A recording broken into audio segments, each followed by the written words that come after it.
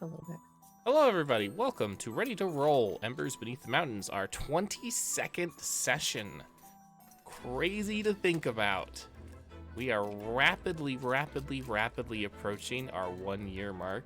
If I remember correctly, that was in September, wasn't it, guys? August, September? Oh yeah. Exactly. I mean, our session 0 was in August. Pretty sure. I'm pretty sure our first session was too, but I could be wrong. I mean, it was yeah, like the end of our August, anniversary? beginning of September. Yeah, no, it's so about It's a week and a close. half after the 14th of August. So Oh I yeah, mean, exactly. Okay, Yeah, because yeah. it was right after. I guess I remember we had to delay it because Brayden was getting married, which is perfectly fine. Yeah. Good reason to delay the start, but yeah. So there we are. Wow. Yeah. We expect you to be Rapidly. here instead of going to an anniversary trip. You must be here instead. all right. Well, we'll see. Crazy to think about that we are here. Maybe we'll do something special on our anniversary. Who knows? Yeah. We'll let you guys know because we don't know yet what we're doing on our anniversary. But we'll let Who you knows? know. That's not a hint. We don't. We don't. Ian is We going to don't be the know. DM for a one shot. That's what it's gonna be. I was everyone. talking to Ian last night about him. Hey. needing the one Yeah, shot. he's like, you should run a one shot, and I was like, the Please minute do. I harness my brain enough to actually come up with something and then write it. I've got to do a lot of things. There's a lot of steps before I get there, Yeah. but we'll see. But so we're here, our first session on a Thursday. Thank you everyone who's trying to make the transition with us. We're excited about it. It Is just it Thursday works. yet? It is now. Yeah. This is the critical role thing. They're Yeah. doing stuff today, whatever. Gotcha. But so we're here. Thank you everyone who made the transition with us. It just worked out better for our schedules. I'm trying to think any other announcements we have. Do we have distraction? Do we have different strokes on Monday? Lydia? That will depend. Keep an eye on Discord Okay. for announcements about that. I'm trying to get a special guest. But it'll be up to him whether or not he's available. A special guest who but is if- not me. Yes. I had so many high plans of having so many different guests, and I think we've had 3 different people this entire time. Not been Most bad of them for- you. That's But okay. yeah, if you haven't watched episode 1 of Heroic Tales of Rosewood Hall, you should do that. It's on YouTube and it's pretty great. I had fun. Then we do, of course, episode 2 of Heroic Tales of Rosewood Hall will be on the 25th of June, right? Still good for that? Yeah. Okay, the 25th of June. So tune in for that second episode. Of course, as always, remember we have our podcasts on the various sites we have podcasts on, Amazon, iTunes, Google. We also have, of course, all our past episodes on our YouTube channel, Homebrew Hall. You can go check those out. Yep, Lydia's just linked to the podcast in chat, so you can see that. We do not have Sarah today. Sarah is out of town on family reunion. So we will. So yeah, we'll go. So don't worry. I will be Sarah playing Galina as well. Pyotr will not be playing Galina. Pyotr. I am going to act as High five, Pyotr, though. acting as Galina. That is gold. Anyway, Characterception. there you go. Oh man, already the most awkward, interesting conversations last time between them. Oh yeah. So just real quick, because I also forgot to ask someone to give a recap again. Here's the recap of what happened last week. Strike 3, you're out. Oh yeah, I'm out. Let's see you guys do this without me. No, you don't want us to do this without you. 'Cause I'm just like, and Morpheus is dead. Everything Yeah. is now. Everything is sunshines and rainbows and happiness. Totally Yeah. ruined Patrick's grim dark world. Roll Anyway, credits, kids. here's what happened last week. So they were making their way to Norsaen to bury or do whatever the Norsaens do with Kadiok's body after his death. On their way there, they stopped to rest for the night. Pyotr's dream was invaded by the Fey Lord Maeve, who That's one way to put it. who informed Pyotr that she was there to make good on the fact that Pyotr owed her a favor for a question that Pyotr hadn't even cashed in yet, though he did end up cashing that in by the end of their conversation. Basically, Maeve said that they were going to run into a woman, and Pyotr would recognize her, and that they needed to bring this woman with them in order to, Garn, as one of their concerns was whether they're going to be strong enough to take down the Profane Guard and Morpheus. And Maeve said she is the key to more power, the power that they needed to take down the Profane Guard and the Dark One.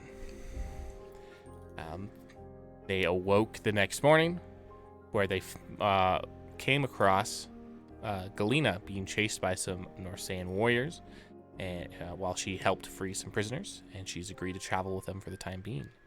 They then returned to Norgarn, where they found that the city was preparing for war. With an impassioned speech from Zhelaniye, she was able to convince the Boyar. However, she was not able to convince her childhood friend Antovin that the war was not necessary. Cor Vit received a letter from his father, offering him kind of chastising him for running around without a personal guard, but also offering him the usage of the Seahawk, the finest and newest ship of his father's fleet. And that's where we're going to pick up. Everyone's gathered in Cor Vit's private chambers, where Cor Vit has just read the letter, and he has to make the decision. Is he going to accept this aid from his father, or is he going to say, screw you, and make his party walk all the way across the continent to try to reach or find some other passage? They could hire a different boat, but reach a wedding that they're supposed to go to in a month in Ostrava. So here's another option: we steal the boat, kill everybody on it, hire a whole new crew, and become pirates. Or we get a hot air balloon. I'm sure we know exactly what that means. They exist, right? Airships. No. There we go. They don't exist, at least not in Mordor. There you go. All right. That was jumping in. So I guess what? It's definitely the best. I want to take a look at it. I am, very interested in what this best ship of my father's fleet looks like. But is that where we're going next? It's up to you. If that's where you want to go, then you're welcome to go there. I know that some other party members have some other things they want to do before they leave the castle. It's probably getting closer to the mid-afternoon start of the evening, so you still have a few hours of daylight left before you do things. Before you feel compelled to go to sleep. Though, to be fair, none of you have been sleeping a lot recently. Session before last, you guys didn't even take a long rest before a blast fight. So yeah, and somebody died, so we know how that goes. So when we can sleep, we sleep, because people don't die when we sleep, apparently. Well, I will. Except in Pyotr's dreams over and over again. Except in. Oof. Not last time. Not last time. Anyway, sorry. Nah. Well, this holding up the letter, kind of looking at it again. Well, this is better than I expected. I mean, he doesn't approve of my gallivanting around up here with you all without any other watchmen or guards or entourage, per se. But he didn't say I had to go home or demanded me to do anything. And he gave you the means to get further away from home. He didn't even say that you needed to go to your sister's wedding. No. Although I did promise Arkady that I'd be there. No, I just think it's funny that your father didn't even mention it to you. Because for all he knows, you're unaware. Fair, that's true. He didn't mention that. Maybe we just miss it, and I'm like, oh, I didn't know. And then my, friend and family get mad at me, but that's okay. That's okay. I got a ship. I got a ship, and we can leave.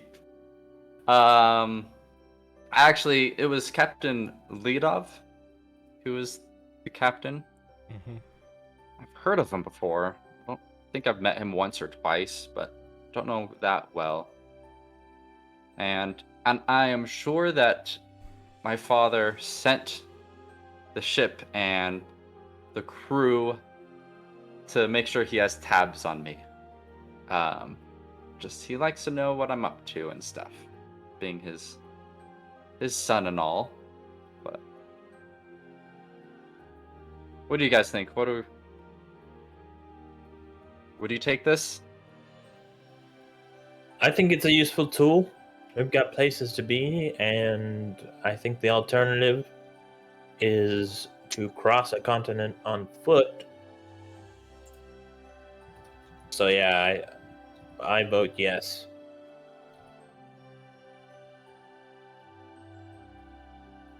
We don't even really know what we're doing. Yeah.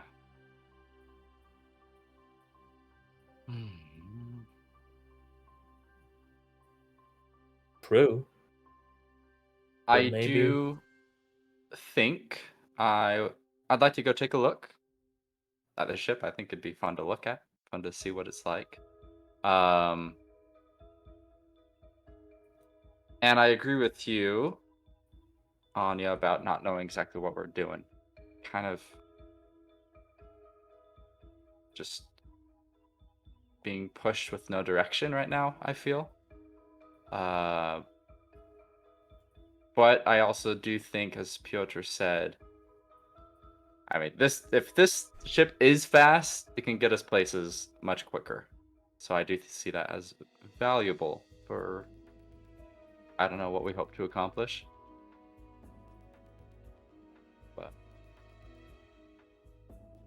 look out the window and there's still light outside, you said? Yes. All right.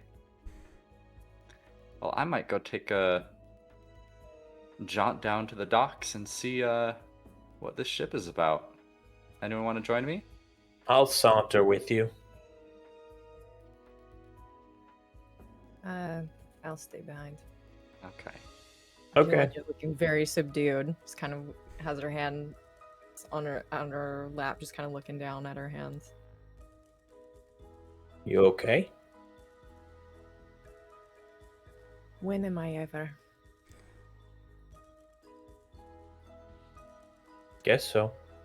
Anything you need to talk about? Not right now. Okay. Well, we'll be back. Don't get eaten by a beholder or whatever they do to people. Yes. Shall we? Beholders in the middle of the city. Yeah, I just give Pyotr a look. Okay. And then I think we just head out. Okay. All See right. what this ship is about. I'm debating what to do first. Should we go to the ship or should we do this other thing that I know Lydia wants to do first? The ship. Okay, we're Do gonna the go to ship. the ship. All right. So you make your way down towards the docks. Make your way to a lot of places.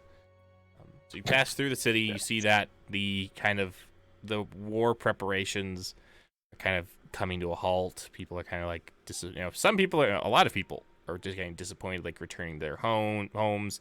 You hear a lot of disappointed murmurs, and people are like, "It's time for us to take our boot to the Norsaens and put an end to their raids and their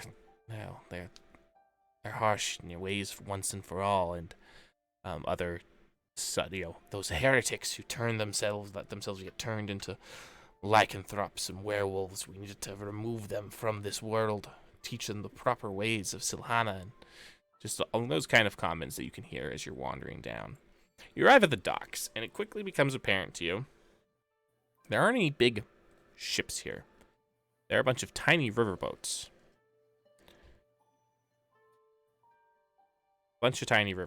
You don't really see any big ships. Say, what did you say the name of that ship was? I pull out the letter again, read it. Does the Seahawk? Huh? Seahawk. Are the dimensions of how big is it? Nah. I got the name and the captain. That's all I got here. So You're just we looking could around have a for little like a signpost that says like their names. A chauffeur, someone in a chauffeur's clothes. Cor I mean, Vit I and guess it Carco. could be one of the skiffs here or something. All right, I head towards. Is there like a? Gosh, this is my terminology is so bad, guys. I'm sorry. Like, is there like a dock master or something like that? Yes, is that an actual? There is a building that's a warehouse, and then attached to it is a smaller building that has a sign overhead that says Dock Master. You can speak to that. Sweet.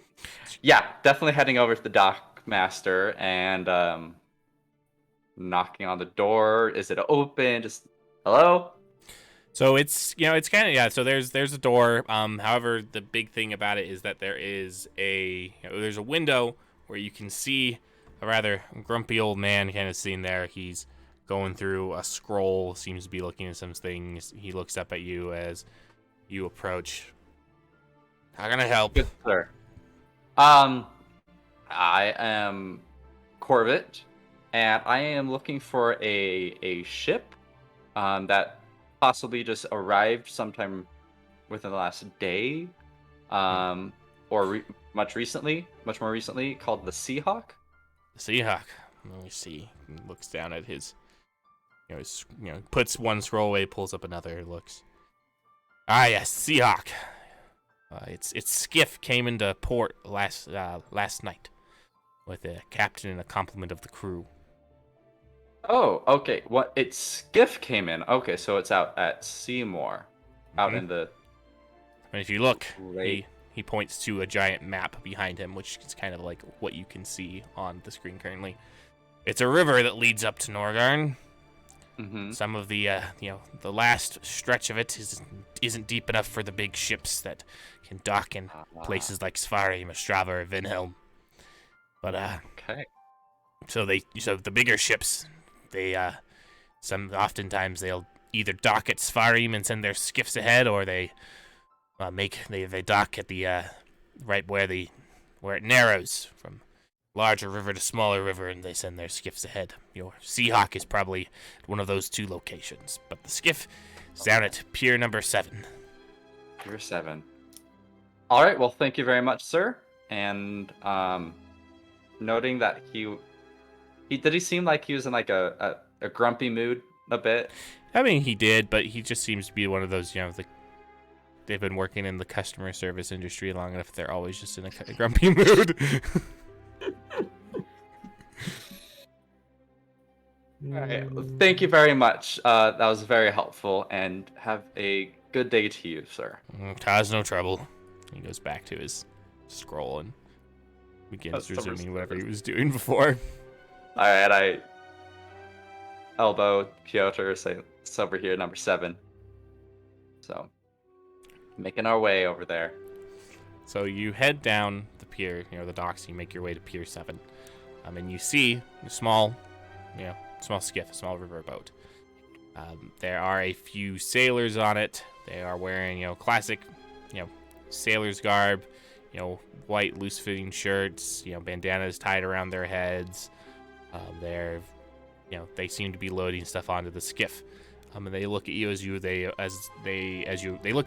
approach, and one of them heads onto the skiff, where a man comes up. Another man comes up. He is wearing fancier garb than the other crew members. He is wearing a long, bright red jacket, coat.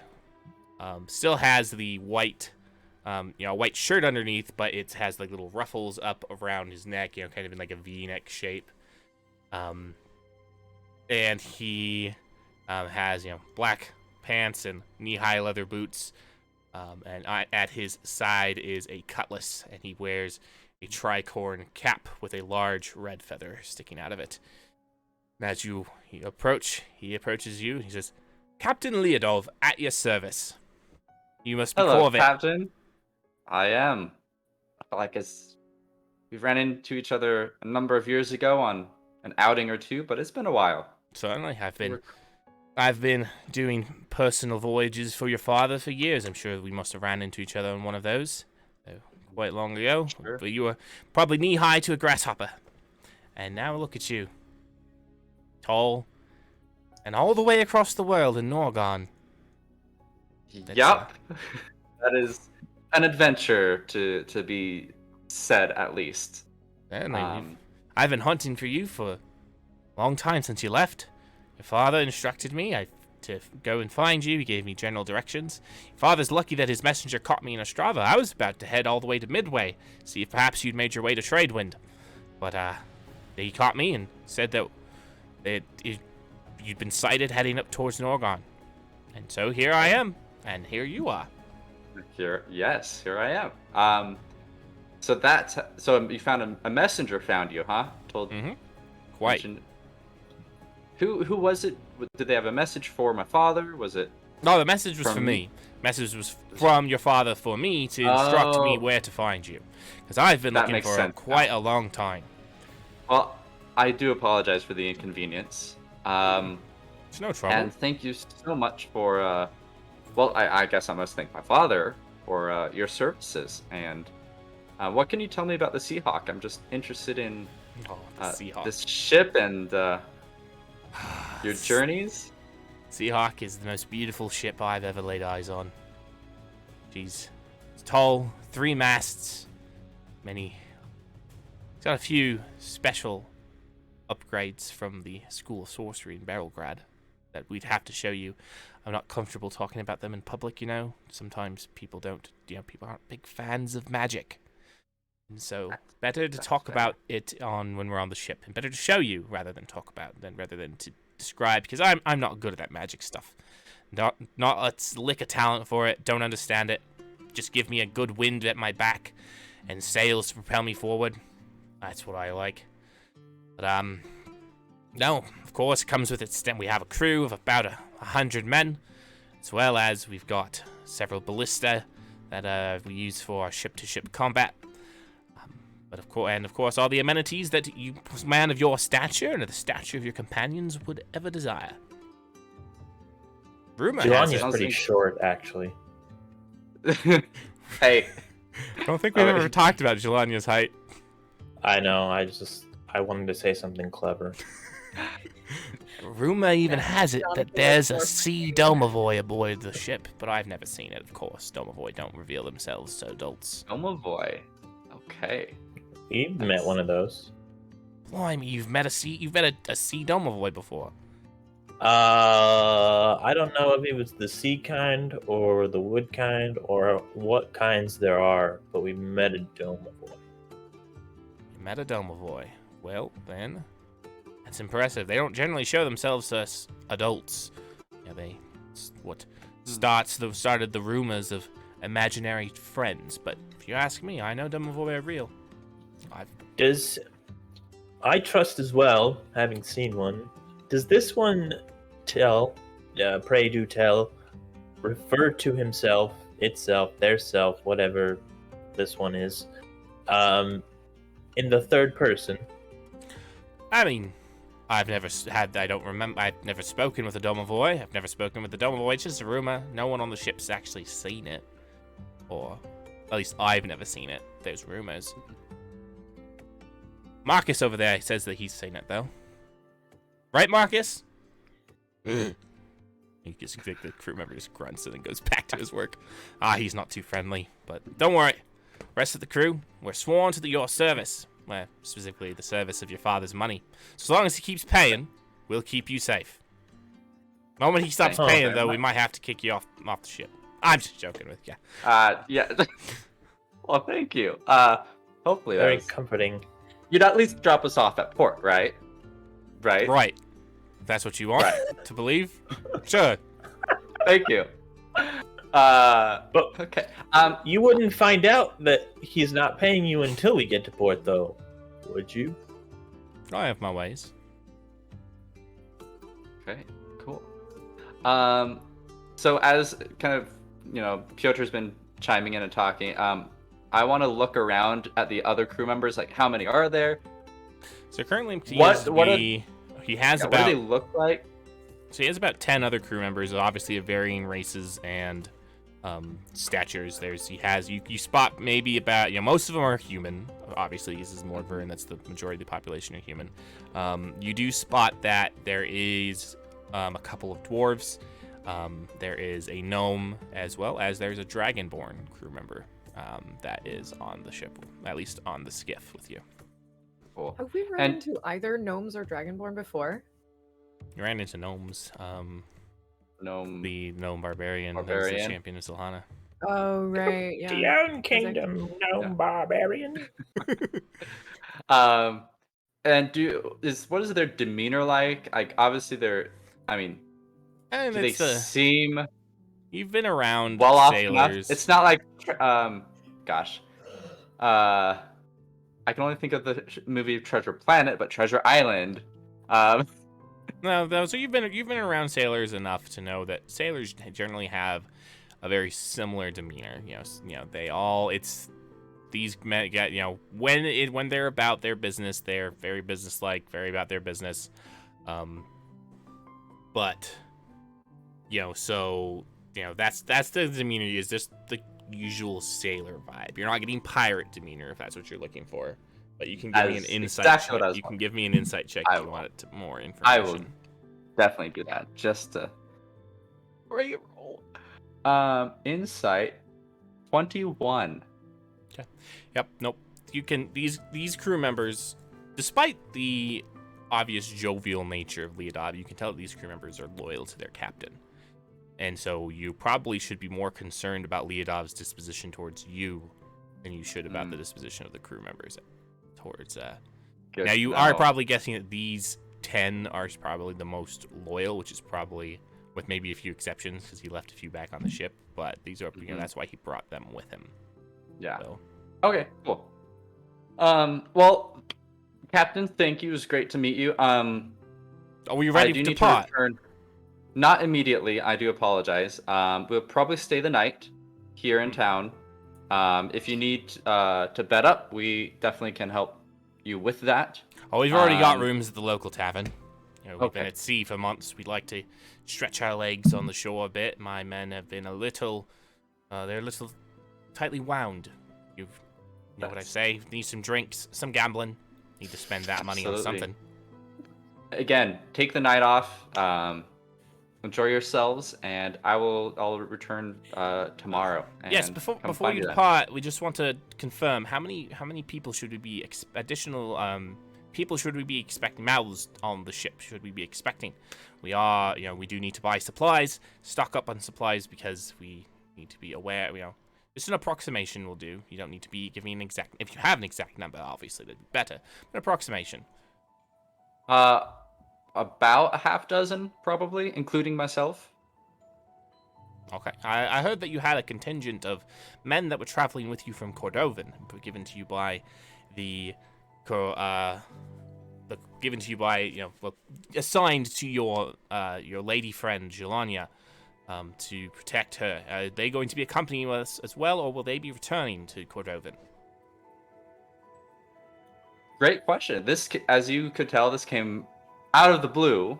I myself am unprepared. And should you have to plan for them, then there was a dozen left? Is that what you said, Patrick? Something like that? Yeah. Yep. Okay. Then about 15 mouths. But I will see what those plans are, because certainly the Lady Cordovan will be the master of those soldiers. So of course. I mean, we'll just be in the tavern here. If you can send a messenger to inform us so we can pick up supplies before we depart tomorrow. We would like to depart earlier rather than later, however. Okay. All right. I will be back. Excellent. We look forward to traveling with you, my lord. Okay. Thank you. And with that, he turns around, gets back onto his boat, his little skiff, and starts resuming preparations or whatever it is they're preparing for. All right. I don't think I've ever been so happy and excited to see an NPC that Anya is going to hate so much. All right, so now with that, we're gonna jump over to back to the ship. I'm not the ship, the castle, where Anya is. Your friends have just departed. So Yeah. yes, we are going backwards in time a little bit. So she's actually probably gonna sit there for a little while. Just thinking things over. It's been a very exhausting and emotionally overwhelming few days for her, and she hasn't had any time to really process things. After a bit, she will go and find her own room and finally take off her armor and change into some more normal clothes just to feel less heavy. Okay. But very much like kind of listless, very I wouldn't say absent-minded, but not very present with what she's doing for probably a decent while. Okay. Yeah. How long are they gone? Probably takes them maybe about half an hour to get back down to the docks, and then half hour back. Were you guys planning on doing anything else before you return to the castle? Any shopping or anything that you wanted to do? Now would be the last time to do it in Norgarn before you depart tomorrow. Right. I mean, you will have the opportunity to shop in Ostrava, and Ostrava would probably have a wider selection of things because it's Ostrava in the capital. But yeah, no, I don't have any real needs. Just making sure we have like enough, I don't know, food for the trip. Although it sounds like they already are providing it for us. Should we go with them? So okay. Corporate won't worry about that right now. Pyotr needs a new instrument. Okay, so you still have to hunt for a new instrument, so that would take some time, maybe another 20-15 minutes. So probably an hour and 20 minutes is probably how long they're gone. But they might not seek you out initially, but that's how long they will be gone. Yeah, though they did need to talk to me about Captain Leidosh and his men. Exactly. Real quick, just message me what type of instrument you want, Pyotr. And then I'll tell you how much it costs. Wouldn't you like to know? Yeah. Anyway. May I request a banjo?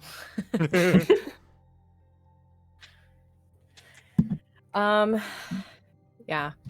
It's very possible that like when Anya decides to like finally move on and do something, that it might be around the time that everybody gets back. Okay. Because she does spend a while like kind of sitting and pondering things. Okay. All right. So at this point, everyone is back. A flute is going to cost you a fine flute is going to cost you 5 gold pieces. An average flute is going to cost you 2. A poor flute is going to cost you about 50 silver. 5 it is. Okay. I'm Solid no peasant. gold. All right. Okay, so you all have come back. Is the first thing you do is find Zhelaniye so you can find out about Captain Leidosh and his men? Yeah, since it's on his mind, Corvit would go do that. Oh, by the way, Pyotr, I need you to give me a wisdom saving throw. Oh, crap. Wait, Where's Galina? Where is Galina? Galina's in her room. Galina's in her room. She's been taking a bath. Yeah, she was like a prisoner like this morning, having a rough time. We don't know. Do we remember how long a prisoner she was? Did she mention that? It was That was only long. a day or two. Okay. Maybe Yeah, a she'd little left longer, home but- like 3-4 weeks before. Right, Yeah. right. Yes. That was 13. 13. All right. I need you to take Oh, 6 points of psychic damage. oh, that was the big one. You have a massive splitting headache piercing through your skull. And whether you've determined why the headache is what's causing the headaches is up to you. Suddenly, as the spike of pain is just drilling through Pyotr's cerebral cortex or whatever is happening, Pyotr's like, oh, that freaking stupid Fey. Guys, I think I know. Doing okay? I got a headache. I think I know why. Okay. The Fey, Maeve, told me that I have to never let Galina out of my sight. And I thought it was a bit of friendly advice, but I keep forgetting that that's not how Fey operate. I think that's why I'm getting these headaches and like getting a little dizzy. It's only when she's not around. Well, good luck with that. Yeah. Just sleep it off, take painkillers, find a medicine person. Get some drugs Yeah. for that. Okay, I'm Anya gonna is go like take coming a- out of her room to like out of the door to her room. It's like heading up and sees the two of you. Oh, Good hey, Anya. boat? Okay. The boat is too big to come all the way here, apparently. So they brought a skiff, and it's waiting somewhere out in deeper waters. And it's a very tempting boat. It sounds very nice. And very, very... all the bells and whistles, it sounds like. So we're taking the boat? Wanted to come... We can. One thing we were asked were... I didn't actually give him a definitive yes or no about taking the boat. But he was wondering if our entourage from Cordovin with Captain Leosha was coming with us. I think that would be a good idea. I like that. It's smart. We need people. We need Yes. companions, allies. The Yes. easiest ones that we have are the ones that my brother has ordered to be with us. So Yeah. Well, they will... Sounds like the ship will take care of all of us, so... And it sounds like they have the space for us, so... I think we can bring them. But... Are you doing okay? I mean, once again, you when said... am I ever?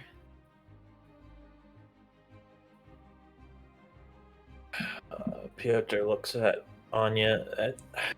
That seems like a dodge. A little. Maybe that's on purpose.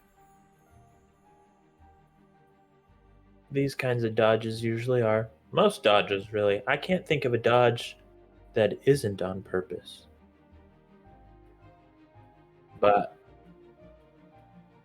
you know where to find me. I have got to find a chisel or something to get this out of my head. Sorry. Are you sure? Listen. Sorry. It's hard to think straight because it hurts a lot to like move my jaw. Like the vibrations are going to my head, and it just makes it all worse. It's just back and forth. Maybe you should go lie down. Yeah. Go take the sleep. Yeah, I'll do We've all been that. lacking that recently. Let us know if you need anything. Okay. How long do we have before we head out? At this point, you probably have, generally accepted bedtime is probably coming soon, but of course, you guys don't generally go with generally accepted bedtime. The evening meal is also probably coming soon, and of course, you guys have been invited to that. And so you do have, you have dinner, and then then sleep. Basically, is what you have. So it probably maybe like 3-4 hours. Wait. So is Pyotr? Are you heading off to rest for a bit or something like that? Oh, I was like, do I want to take a short rest right now? Piotr's just gonna lie down, and he'll read. Guess he'll read some of Anya's journal in the Stella's journal? interim. Oh yeah, that one. Give me an investigation check. Technically, like, No, below. he actually stole Anya's. He has one. And He he's has. reading He all- literally has He has a journal for every member of the party. It's just sad faces. There's no words. It's just crying sad faces. Oh. Very sad. Cor Vit turns to Zhelaniye, just looks at her, and asks, "Do you want company, or would you like some space?"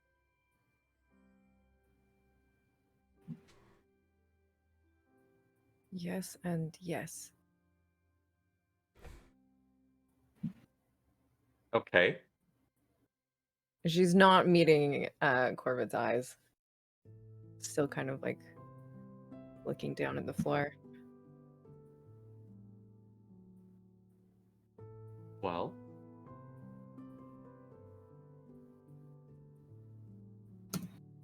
It's I'm fine. I'll handle things. You know you're not alone, right? Yes. It's sometimes hard to remember that.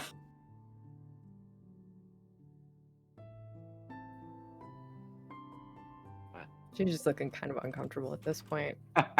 She ran into a tension that she was not expecting. Anyway, I hope you're able to rest later tonight, and we'll see you at dinner. Maybe. I don't really know what's happening anymore, so no promises. Yeah.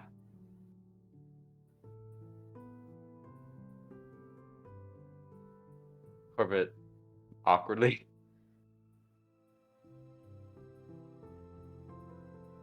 See you later. And just kind of heads back towards his quarters. And halts for a second. If you need anything, just let us know. And then She's already gone. Oh, she's I gone? moved her Okay. away, she walked off. He turns to like, ah. He goes back to his quarters.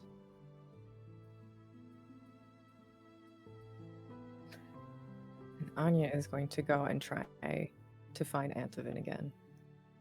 Okay, give me an investigation check.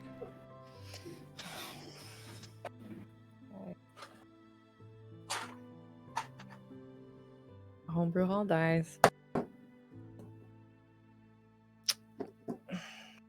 Natural 9. I think my investigation is only like a +1 or 2. It's not great. Yeah, that's an 11. Hey, well, so it does take you a little bit of time, but you do find Antovin in the armory. He's gathering weapons, materials with him and a few men. He probably has about like 20 men with him. He looks up. They all look up as you enter, and he looks up. What are you doing here?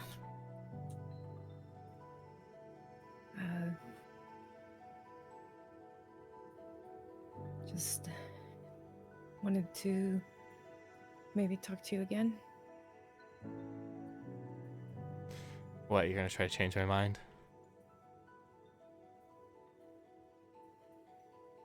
I don't know. He looks at one of the men. Lieutenant, keep gathering the stuff. I'll be right back. He walks outside and he motions for you to follow him. You step outside the armory. Into a little bit of ways is actually the garden where you had spoken with Yarrick. He walks over and, heads over there, expecting you to follow him. He turns and he looks at you. I made it very clear where I stand, Zhelaniye. The Norsaens need to suffer, pay for what they've inflicted upon our people.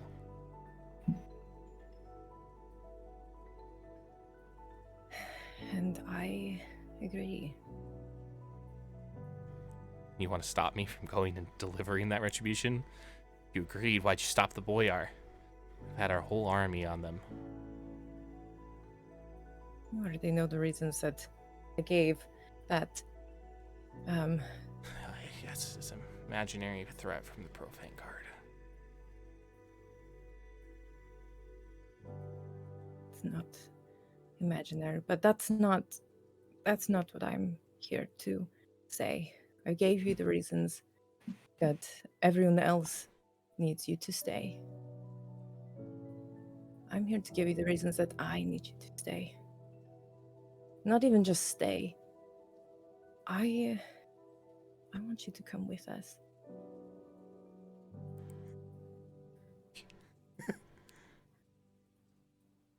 You want me to come with you? I thought you didn't have any use for me. I thought I was spineless. I thought I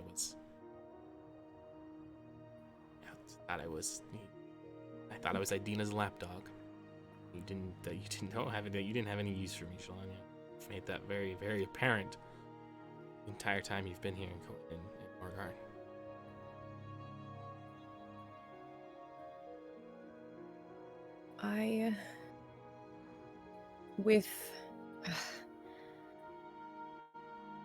I told you the things that have happened to me, and you know it of what my life has been, not just in the last few years, but through the entirety of it, of being closed off from people. And with the help of others, but also because of my own efforts, I have built walls, high walls, surrounding everything that I am and everyone else. And even, I think, where there are parts of me that are behind these walls that I cannot access. These experiences have turned me cold, as I have been told by others. And I don't want to be that anymore.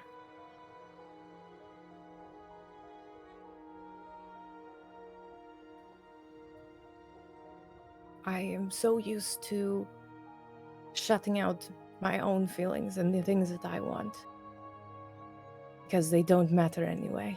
Some other person or being will come and do with my life what they want, and whatever I wish is always thrown out. It's never important enough.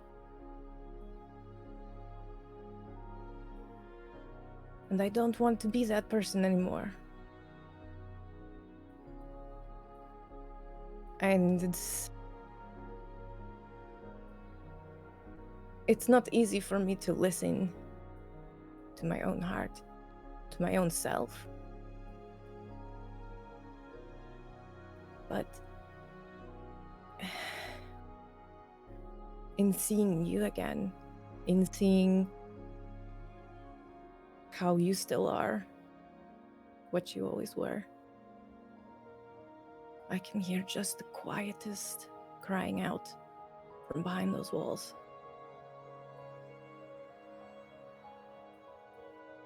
I reach out and I take one of his hands in both of mine.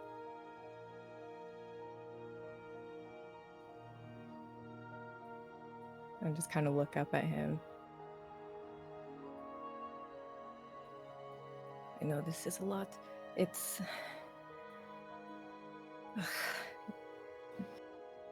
You said that if I could direct you to a castle or a fortress, you would take it down. If that's something you're actually willing to do, and I would ask that the fortress that you besiege and force the walls to break is this one. I'll take his hand, put it like over like where my heart is. What are you saying to me, Zhelaniye? What do you think I'm saying?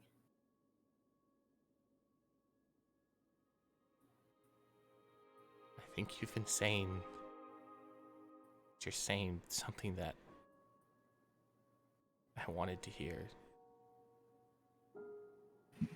years ago when we were young.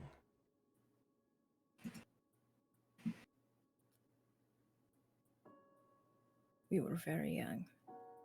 Very young. Zhelaniye, I've cared for you since I first laid eyes on you.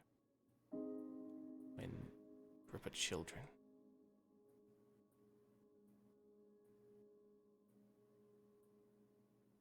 You're asking me to do something that's going to be really hard.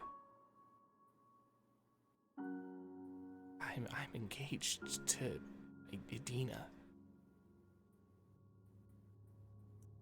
Every five... Do you care for her the way you care for me? Have you ever? Does she care for you? Or does she treat you like a trophy? I do care for her, but not the same way that I've cared for you. It broke my heart when I heard that you died, and then for you to appear again, I didn't know what to do about it. Zhelaniye, I want to come with you. I want to tear down those walls that you're talking about.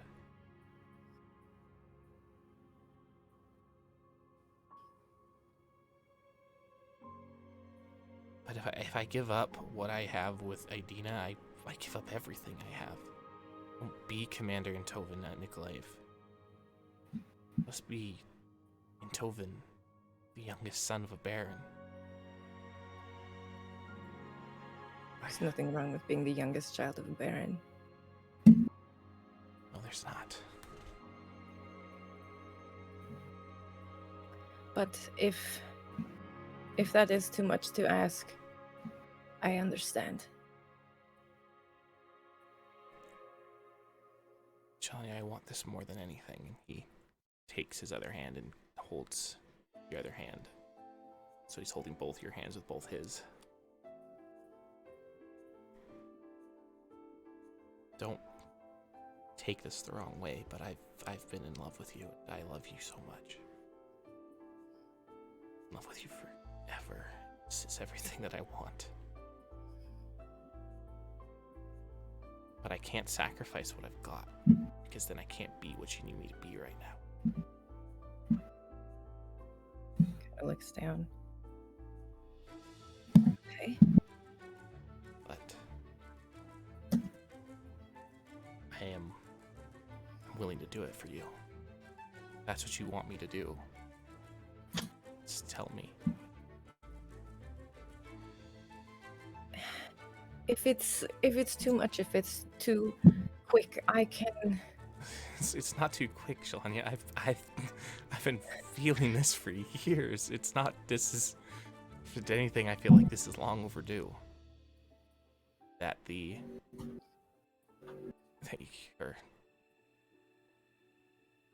Yeah, just believe me. This is what I want.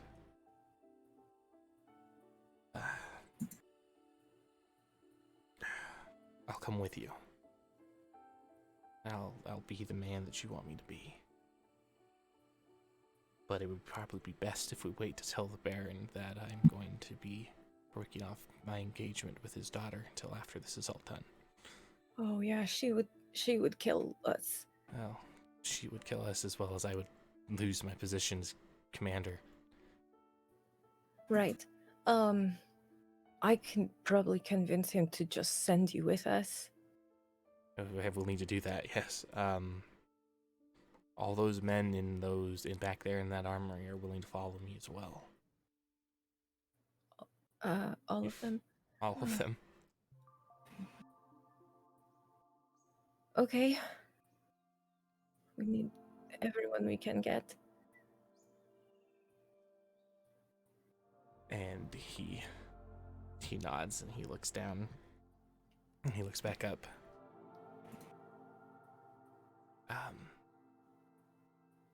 And then he just leans forward and he just kisses you.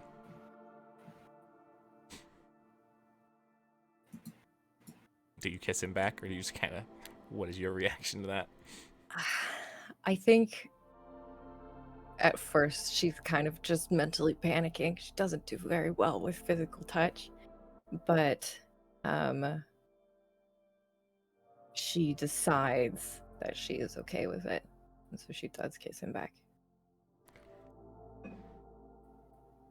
It's a little awkward at first. It's your first kiss ever, of course. And as far as you know, it's probably his, so it's a little awkward at first, but eventually you guys get into the rhythm. And after a few moments, he parts and he goes, wow, I need to do that since I saw you all those days ago. It's only something I'm just realizing now. I was only like 11 when we met. It was not something on my mind. I think maybe one time I considered that if we were still friends, our fathers would eventually put us together. Maybe. But I mean, it was very hard for my father to pass up a arranged marriage with the Boyar's daughter. He just quickly looks around, trying to make sure that no one came out and saw you guys.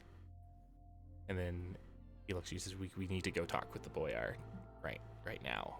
And then okay. He plants another quick kiss on your forehead and says, you go up there and I will meet you there in a few minutes. Okay. Yeah. Okay. Dinner soon, he says, as he's just like, oh my god, clearly he can't think straight anymore because of what's just happened. But he's like, he says, yes, dinner. We can talk to him at dinner. Maybe we'll be able to convince him at dinner. You think what you think we should do? Dinner's gonna be really awkward. Yeah. He just puts a hand on his head. Maybe I can try and talk to him before. That would probably be best. I'm okay at lying, not super great. And if Edina's sitting right there, it will be really tough. Yes, and I'm not the greatest at lying either. What am I going to tell her? Oh, Zhelaniye's scales. What am I going to tell her? Gonna go tell the men, first off, that there's been a change of plan. You go find the Boyar, and we'll go from there, okay? Okay. He, again, kind of awkwardly plants another quick kiss on your cheek, and then starts walking off as giddy as a schoolboy, but trying his best to keep himself controlled and calm. And then, as he goes, you can't help but you do hear a very loud as he just walks off, as he's clearly very, very happy with what just happened. And now it's up to you to go find the Boyar. Yeah, Anya needs to calm herself down for a sec. Her heart is racing so fast. So she'll spend a little bit of time just calming down before going to find him. All right. So you make your way through the castle. up towards the dining hall. You're guessing that he's probably going to be in that journal area, and you do find him. However, he is with Adina. They're standing outside the dining hall, and they're just talking. You don't know what. But Adina spots you and looks at you, and she gives you this kind of sneer, like Draco Malfoy-esque sneer. You know, and then look of disdain, shakes her head. But her father turns and says, Lady Katenka, you have returned. Is there something I can help you with? Yes. In discussing plans with my companions, with the Boyar's son and the rest, we are trying to condense as much of our attentions as we can in Ostrava, trying to gain as much influence and tension that we can. Just spit it out, Zhelaniye. Just tell me what you want. I would like to request the company of some of your men, the commander himself. The commander? He's the best one to. Yes, he's the best one to direct them. There is every chance that some sort of terrible onslaught will occur in Ostrava, same as it did here. You want to take the commander of my forces away from me at this time? The Norsaen aren't coming for you. They are waiting for you to come to them. And they have been severely set back and are trying to reassemble themselves. You have a while. Give me a persuasion check. Why don't we use freaking inspiration anymore? It's been sessions. Oh, yeah. Sorry, that's my bad. I haven't given out inspiration. I need to be. I just have a hard time remembering to give out inspiration. Patrick's just not feeling inspired by his players. Oh no! Oh no. Yeah, not so good. No. 7. 7. Okay. Mm-hmm. Absolutely not. Can't afford to let my commanding officer leave at such a time. I need him to help lead our men. Particularly if you say that the Profane Guard, what you say about the Profane Guard is true. They're preparing for it, to bring the armies of Morpheus back, then we need to be prepared for when they return. You've surely read the scriptures and know the stories of what it was like when Morpheus' demonic forces and necromantic armies were marching across the land. We need to be prepared for that. Sorry, but... I'm not taking all of your men. Just a handful. Sorry, but Commander Antovin is too important to the defense of the city. My final word on the matter. Now, of course, if you'd like, dinner will be soon. You are welcome to join us.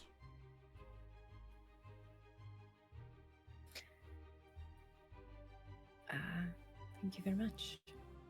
And he turned away, just like, oh, shoot. All right. So just as a friendly reminder, I do generally give people 3 chances to attempt a persuasion check or a check and stuff. So but they have to be done by a different companion or a different person. Oh, that's so nice. So if you want, you can try to convince one of your companions to talk to the Boyar for you and have the companion attempt to give. But of course, the difficulty does go up with each successive attempt. Patrick, that's pretty meta. I didn't know that. I've talked about it so many times when we do in our home game. No, we haven't. Yes, we have. Lies. Anyway, that's Back me up, Adam. Anyway, that's the thing. But anyway, so it's because sometimes the reason that rule came into being is sometimes you have your players who will just like, let me try again, let me try again, and I don't want to be like, no, you can't try again, so I give them 3 chances to try again. But they do know that it does get more difficult the more they try, at least for persuasion / bartering attempts.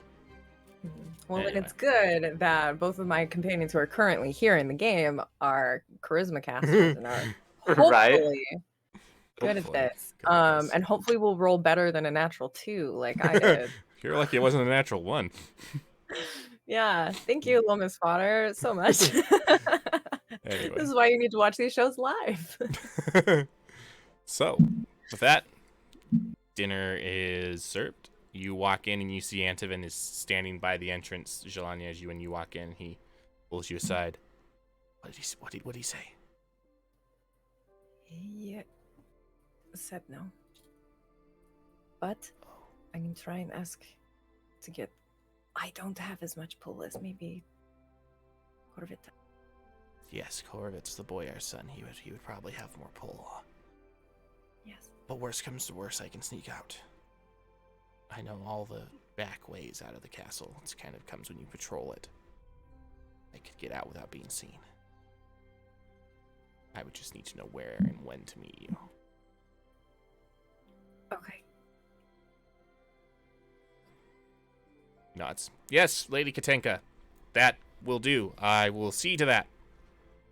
Then he just very awkwardly goes and sits down next to Adina. Guy's such a dork. I love it. Oh my gosh. All right. Okay, so Pyotr and Cor Vit and Galina do show up to dinner, so you will not have to make another wisdom saving throw. Pyotr's head is a little calmer now. Head actually feels wonderful.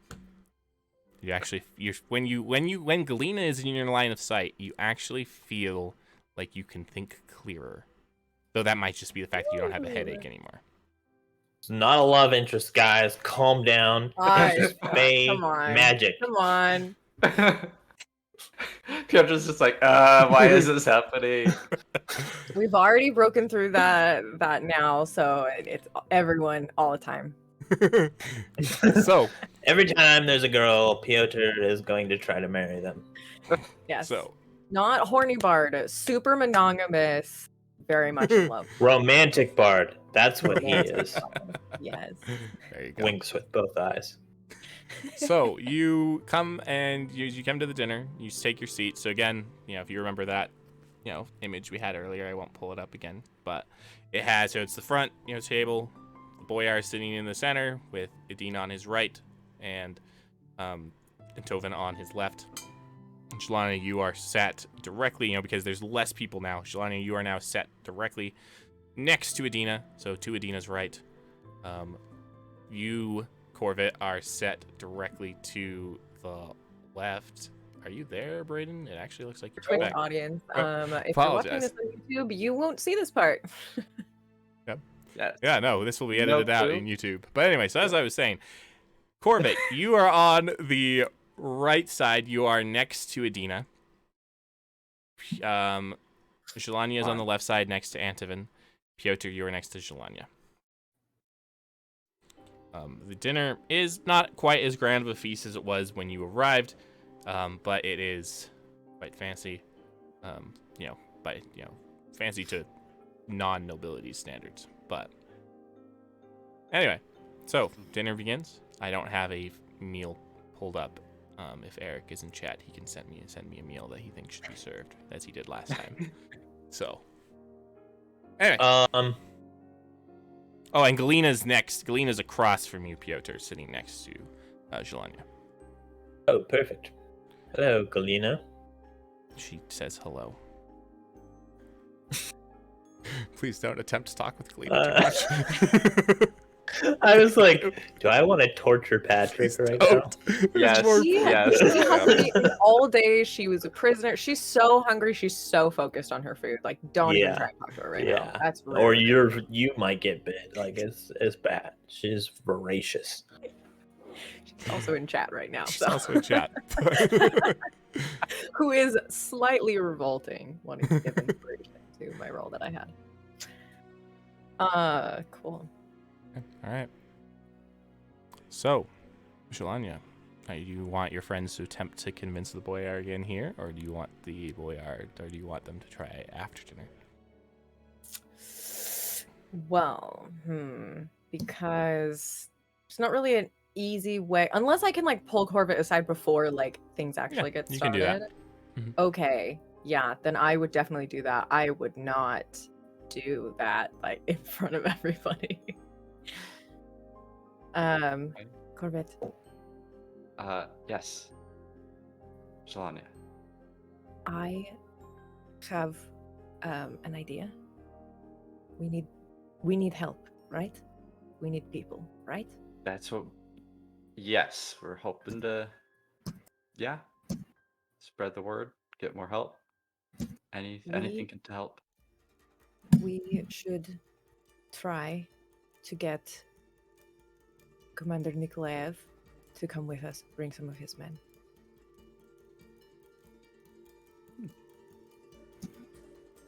I did already bring it up with the Boyar. He didn't really like it, but you know me, I don't words the way that you do.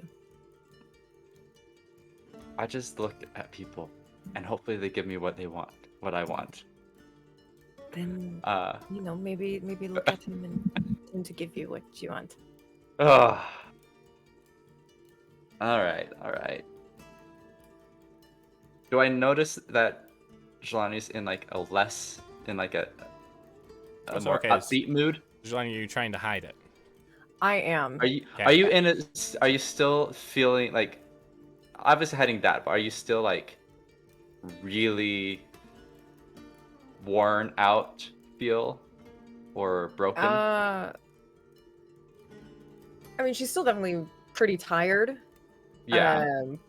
But like the tenseness of the situation and everything going on has kind of broken through that a little bit. Okay. Cool. So you will need a insight versus deception check to determine. Unless if you want to dig any deeper, if you're just looking at the surface. Not digging deeper, just looking surface. I was like, seems like you had a nice walk, or you were able to clear your head. So, Partially. Good. There's a lot in there. It takes more to clear that out. True on that point. So what did you try to convince with the Boyar? I just tried to ask him. Tried to be really honest and direct. Okay. Because it's true, we need help, we need the people. But True. he's concerned about the Norsaens. It's true. All right. Well, I will talk to him. Should I do it during dinner? After? I might approach him after dinner. Yeah, maybe during dinner we get him to drink a little bit extra, get a little bit more loose, you know what I mean? Might be more convincible. Sure. Better earn, I guess. That is the thing, right? I'm not. I just think it's hilarious that we're thinking of doing it. I have gotten Iona and Tian a little on the tipsy side to convince them to do some stuff. So you have practice with this, is what you mean? I mean, yeah, but those are like those are people I knew, a little different, but sure, let's try it. This will help us a lot. Double the size of our party. Yeah. How many people are we wanting to bring? A couple dozen, maybe around 20. Oh, okay. If it works, I will send a message to Galina right away to be like, hey, more mouths to feed. So, hey, I'll talk to him after. Okay. Cool. Okay. So you're gonna talk to him after the dinner. After the dinner. Okay. So what are you gonna try and make lots of toasts to him and to Antovin and to Adina. That's her name, right? Adina, yeah. Mm-hmm. And then everybody got drunk and passed out. Roll credits. Mm-hmm. All right. So I do need Constitution checks from everyone, because you all are going to be, of course, every time there's a toast, you are, unless you are trying to other ways to get around drinking. If you are, tell me what you were trying to do to get around all the toasts. I mean, I could just say that I'm not legal yet, right? I'm not 21. So you're totally legal in medieval Europe. I was like, is that a thing? Didn't think so. Miss, I'm gonna have to see some ID. Constitution. Why? Oh, The different dice, the same number. There we go. That's pretty solid. Oh no! Wow. Oh no! 18. I can hold my stuff. Okay. I think. All right, Pyotr, what'd you get? You're muted. Can't hear you. We're quiet. You're quiet. Quiet. I got a 7. Am I muted? So now you're. I don't think now I I can hear you. I couldn't hear you before, but now I can hear you. Okay, Because I'm gonna once turn my again, I gain rolled up a a little 2. bit. I rolled a 7. Roll a 7. Yeah. So I get my friends wasted. Yeah. And hopefully I get everyone wasted except the Boyar and I. And it's just he and I. And he's a little tipsy. Hopefully. So, Antovin actually looks like he can hold his drink pretty well. Antovin's not getting pretty tipsy. Crap. Galina, halfway through, starts like outrageously flirting with Cor Vit. She got a nat 1 on her check. So she starts outrageously flirting with Cor Vit in front of Antovin. But her father doesn't say anything because her father is also getting very, very, very drunk. Edina passes out by the end of dinner. She just like is face first on the table and just is out. The Boyar is still awake, but very plastered. Anya's just like, once Edina like falls asleep, she's just like quietly giggling for like the rest of the time that she's in there. She's like, But I do need insight checks from Pyotr and from Cor Vit. Decent. Insight. 16. I'll do you several better. 16 plus 21. Pyotr. So Cor Vit doesn't notice. So Pyotr, you notice that throughout the entire meal, Antovin is like glancing over at Zhelaniye, and like a grin starts to cross his face before he quickly like goes back to normal. You do notice that going on.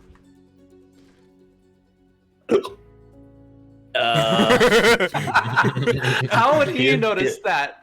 I'm the only one who's sober here besides Antovin.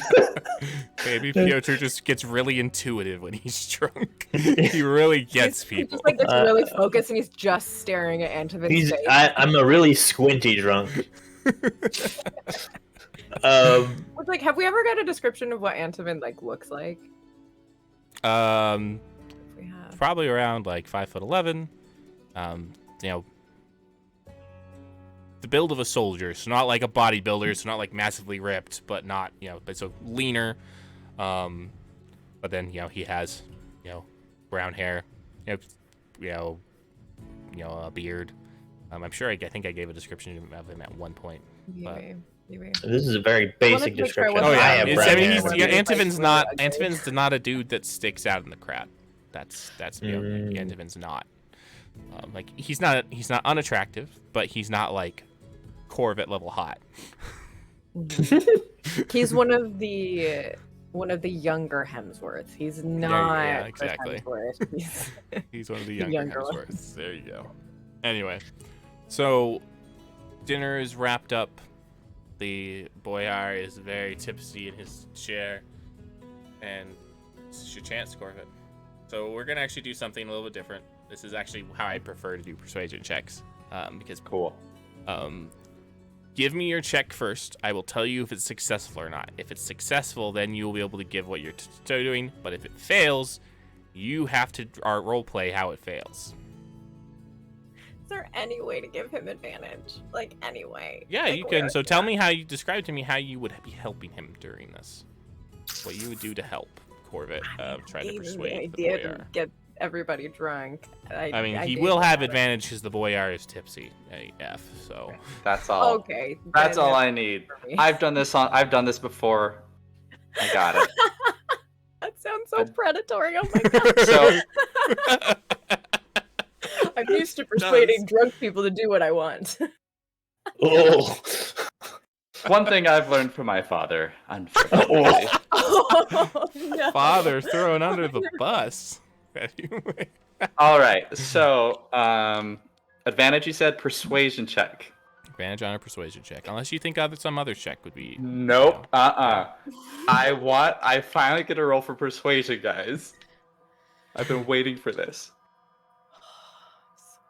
Oh, that one's cocked. Again. Stop it. Okay, okay, dang it. Well, that first one was better. So, 11 plus 8, 19. Very nice. That is Yes. successful. How do you convince the Boyar that it is? Oh, that no, actually. You should bring should bring the captain along. Bring the commander along with you. Because if you're not able to roleplay this, then we're not able to go forward. You gotta roleplay how you convince the Boyar. So Cor Vit he stands up after a bit, moves his chair out, kind of slides Adina's chair over, and her body helps is her. limply.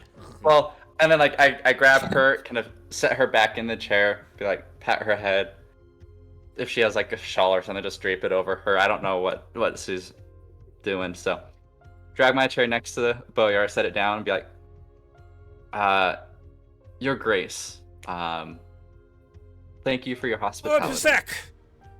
Hello. Thank you. It's a pleasure to have had you in my castle this past few weeks, days, weeks? It's been months?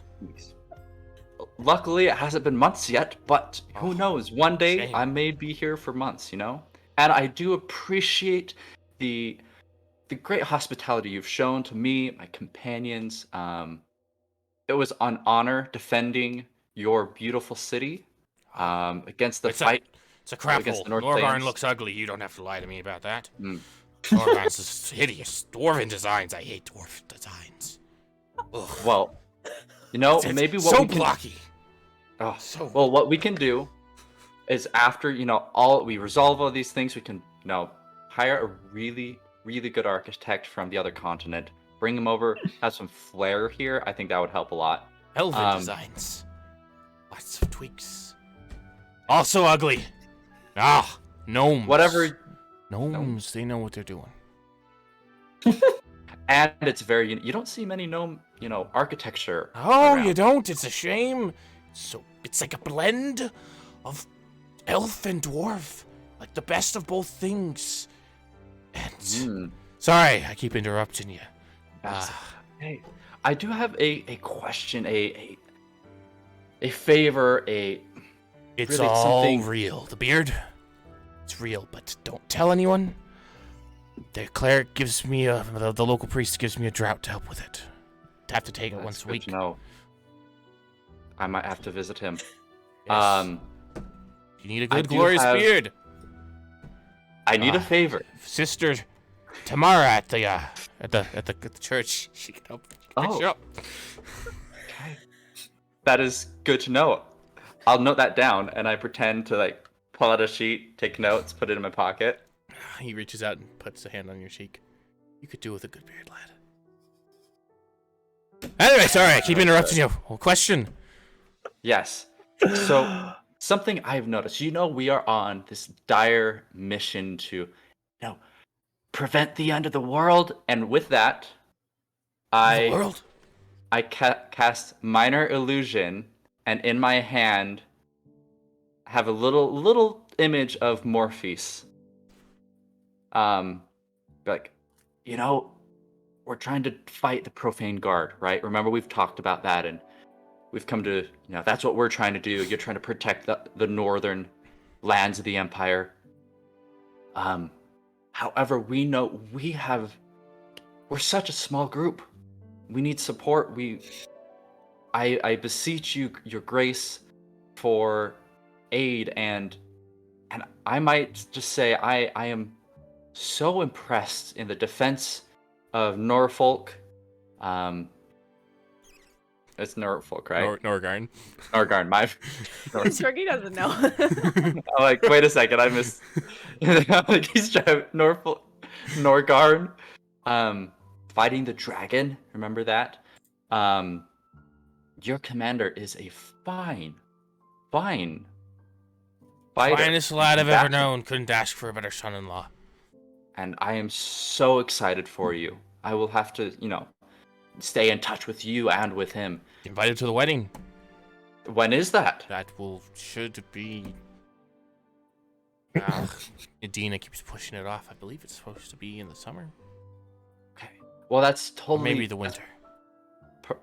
Perfect. I'll send you a letter. Please do. I would be most honored to have your loyal man at my side, helping to hunt down and protect this land against the Profane Guard. And then I, again, cast Minor Illusion and summon like the purple robe, just a shadowy figure with purple robes and the silver mask in my hand in front of him. Terrifying. They truly... Kill that thing. What do you think I've been trying to do? And when he says burn it, I just kind of, the flames appear around it and it just collapses into like, it fades to smoke. Oh, yes, like that. Do that. Would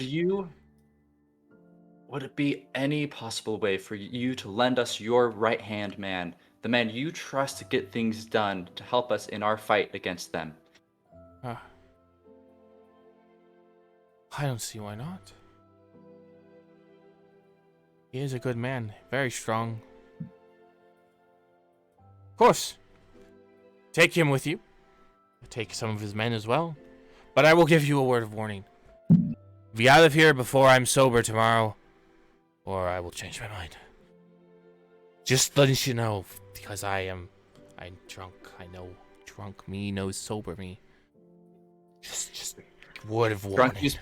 Drunk you is pretty intelligent, Really? Maybe more often. Other drunk people, not so smart, but you drunk, quite reasonable. You understand yourself and others. Like kind of cackling to herself. Yes, drunk. Maybe I should be drunk when I make decisions about the realm more often. Oh, it doesn't seem like a good idea. I've got a headache. Well, should you need anything, always feel free to reach out. I am glad to say that the Southern Isles and Norgarn are comrades or friends, even across the breadth of the Empire. Yes, certainly. Never thought. Father! You're a better man than your father, Cor Vit. Father's a liar. Sneak. Sorry, I'm drunk. I get very honest when I'm drunk. I appreciate honesty, Your Grace. So, now, well, when I'm drunk, I will warn you. I sleep until about noon. You should be gone before then. Aye, sir. I believe we can do that. You don't mind? I'm going to go visit Sister tomorrow and get something for the headache and the hangover I'm going to have tomorrow.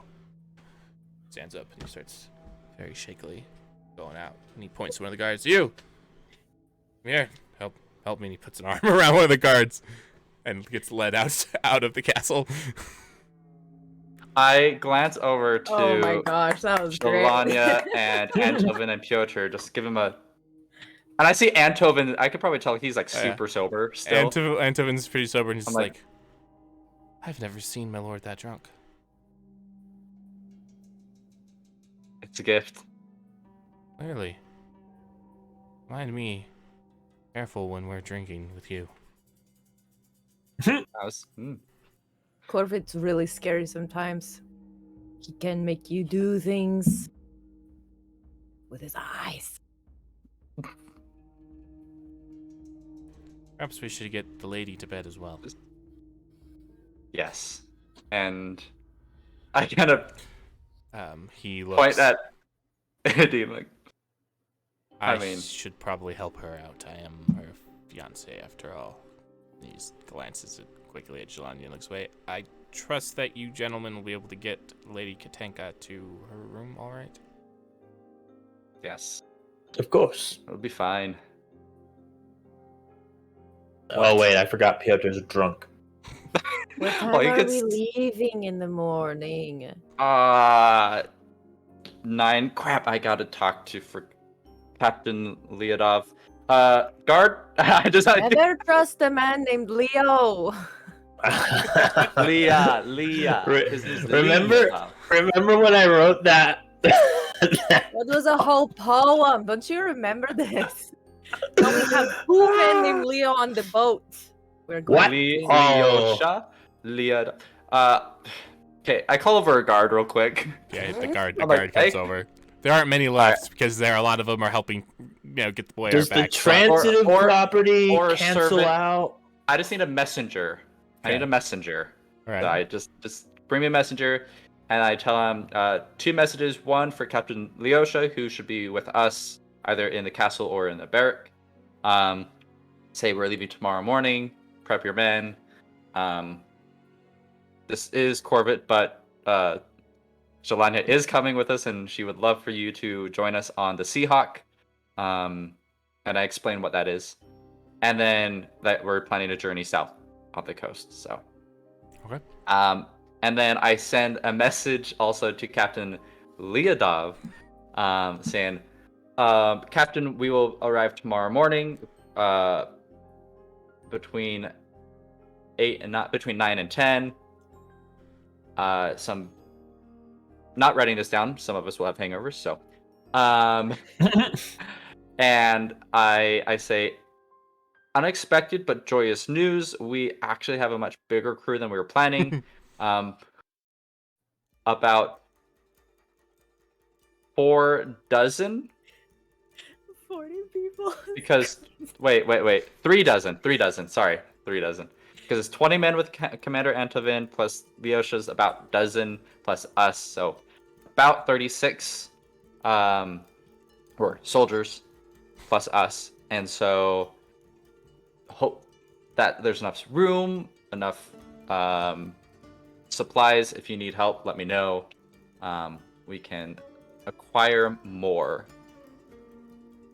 All right. And then send those messengers off and start helping Pyotr and Zhelaniye to their rooms. Excellent. What's your strength? I'll fight you. My strength? Tell me where to go. Is it I already know I'm the strongest one here. We did. We found that out. That was the last session. We found that out. Mm-hmm. All right. So that's where we're going to take our break. Don't go anywhere. We'll be back in about 5 minutes. We'll just take a really quick break. Thanks for coming out. See you in a bit. Before the battle at the Valley of Plegorod, Zhelaniye called Saint Pyotr Alkev and Saint Edita Volkov before her. To Saint Pyotr, the dragon goddess of light granted the divine right, the right for him and his descendants to rule the holy empire they would form. Since that time, the Alkevan dynasty has ruled the holy empire of Mordor as Tsars. Ruling from the Ashen Palace in Ostrava, the Tsars of Mordor serve as the custodians and guardians of the holy empire, seeing to the temporal needs of its people. However, the lands of the empire are vast, covering most of the eastern continent. As such, the Tsar delegates his authority in a feudal system to 6 boyars underneath him. In turn, the 6 boyars delegate their authority to barons underneath them. Under the barons are non-landholding nobles known as lords. Every village has a sheriff, an elected member of their community who answers directly to the local baron. The sheriff is in charge of enforcing the laws passed by the baron, as well as training the local militia. At the dawn of time, the dragon gods created the world and all that was in it. However, Morpheus was not pleased with their creation and sought to corrupt it into his vision. Zhelaniye, youngest of the dragon gods, came to creation's defense, earning her the spot of Morpheus' eternal rival. The two came to be known as the dragon gods of light and darkness. At the beginning of the ancient war, Zhelaniye gathered her 13 commanders together, uniting them in preparation for the battles to come. They waged war on Morpheus and his cultists, but the necromantic powers that the followers of darkness employed made the war difficult. Prior to the Battle of Plegorod, Zhelaniye called Edita Volkov and Pyotr Alkev before her.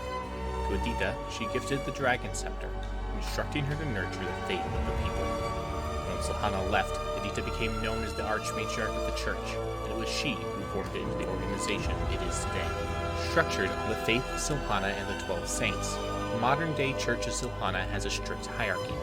The Archmatriarch serves as the head of the church, and underneath her are 3 matriarchs and 3 patriarchs, who serve as spiritual advisors to each boyar and their regions. Under them, there are numerous bishops and lesser clergy, whose responsibility it is to serve spiritual needs on a more local level. It is the frigid north of the eastern continent that the tribes of Norsaen call home. The harsh weather has forged them into a hardy people, capable of overcoming anything that stands in their way. The Norsaen tribes share common ancestors with the Morviran people to the south, but there is little feeling of kinship there. The Norsaens are infamous for raiding Morviran cities either along their coasts or across the borders, though particularly brave tribesmen will venture even further south in hopes of greater spoils. The Norsaen religion is unorganized, all but straight out rejecting the dragon gods. Instead, they worship the wild spirits, ancestral or animal spirits that teach them to survive. The shamans commune with the wild spirits, seeking their guidance for their tribes. Due to their unique religious nature, the Norsaen tribes do not see lycanthropy as a curse or disease as the other cultures of the world do. In fact, they see it as a blessing, an honor to be bestowed, not to be sought after.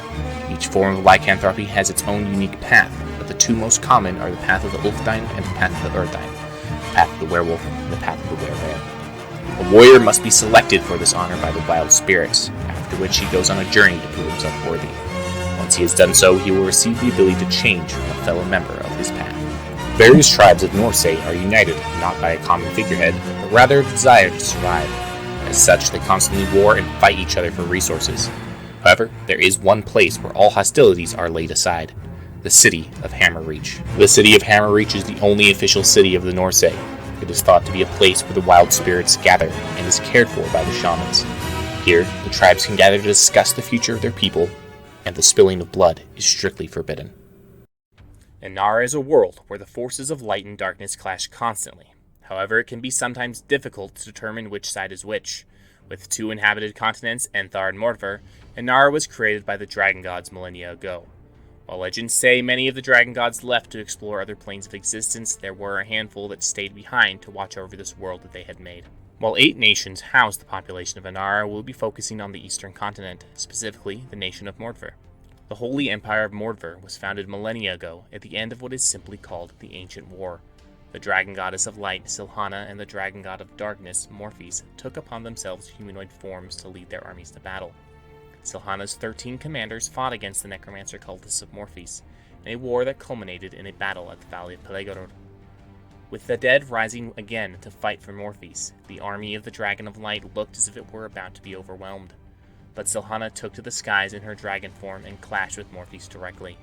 In a flash of light and shadow, both dragon gods were gone, and the undead hordes that supplemented the armies of darkness fell to the earth. When the battle had concluded, the remaining members of the Army of Light banded together to form the Holy Empire of Mordver, with the Church of Zhelaniye becoming the leading religious authority of the nation. Our story will take place several centuries after the end of the Ancient War. Tsar Alexei VI rules from the Ashen Palace, following the guidance of Archmatriarch Alexander III. The Empire is experiencing an unprecedented era of peace and prosperity. But behind the scenes, a storm is brewing, and the forces of darkness once again threaten to envelop the light. Devoted to the dragon god Hesram, the dragon of nature, the people of Antarin seek to live in harmony with nature and all found therein. They have learned to use their magic to create magnificent structures and monuments that grow from the ground. Art and craftsmanship is everything to them. Due to their appreciation of art, it can be common for young druids to leave Antarin in search of inspiration from other parts of the world. Antarin. Hello, everybody. We're back. Thank you for sticking with us. So we are going to pick up where we left off. Well, a little bit after where we left off. The next morning. Pyotr, Zhelaniye, how are you feeling? Well, Pyotr had a couple glasses of water before bed, so he's not horrible. Anya has never actually gotten drunk before, as she is still fairly young and unaccustomed to this sort of thing. So she is not having a good time. She has just a decent constitution, so she's not throwing up or anything, but she has a headache and she's not into it. She's very cranky. She might not be throwing up yet, but we are getting on a boat. Oh no. All right. So you get up. Is there any last minute things that you want to do here before you guys get on the boat and leave Norgarn for at least a while, if not ever? Pyotr. I just want to make sure I have pants. I don't want to be on a dress on the boat. I want to have pants. You definitely probably I know have that's pants. dumb, but I want to make sure I have pants. Okay. Oh my gosh, guys, this dress has pockets. All my dresses have pockets. I'm rich. I can afford pockets. Pyotr is going to go to the kitchen and mix some things. I'm sure they just let him waltz in. I don't know. He's scrounging together ingredients for a hangover cure to give to Anya. Stinson's hangover miracle elixir fixer. That's something like that. How I Met Your Mother. Wait. Anyway. Yes. No, there was something. What game was I playing? Anyway, sorry. I'm just gonna derail it. But All right. So you're getting what? So tell me, out of curiosity, what is Pyotr's hangover cure? Oh freak! You're gonna make me think about it. Yes, I am. He puts freak. He puts baking powder and a little, just a little bit of lemon. Where's he get the baking with powder some- in medieval some Russia? Listen, I don't know. We're rich, maybe? Question mark. I don't know. And they make cakes, right? I'm sure they have baking powder. Yes, but baking Yes. powder was invented as a cheaper alternative to baking soda.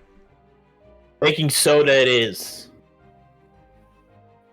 Those are the same thing in my brain. So Apparently they're not, because baking powder was invented to be a cheaper baking soda. Apparently they're not the same thing. Baking soda was also invented in 1846, so... So that still doesn't Baking- exist here. Baking powder was invented in 1856. well, you know what? Magic was never invented, and we do that here. So Anyway, sorry. Keep going. What else do you put in Magic your... baking powder. It's like a special magical dust. It's the dust of rising, whatever it is. Levitation dust. And then on top of that, he puts just a little bit of olive oil, and then he catches it on fire and blows it out, hands it to Anya. That's what you get for making me think about stuff. I just put as many random shiz in it as I can think of. This Okay. is disgusting. What am I supposed to do with this?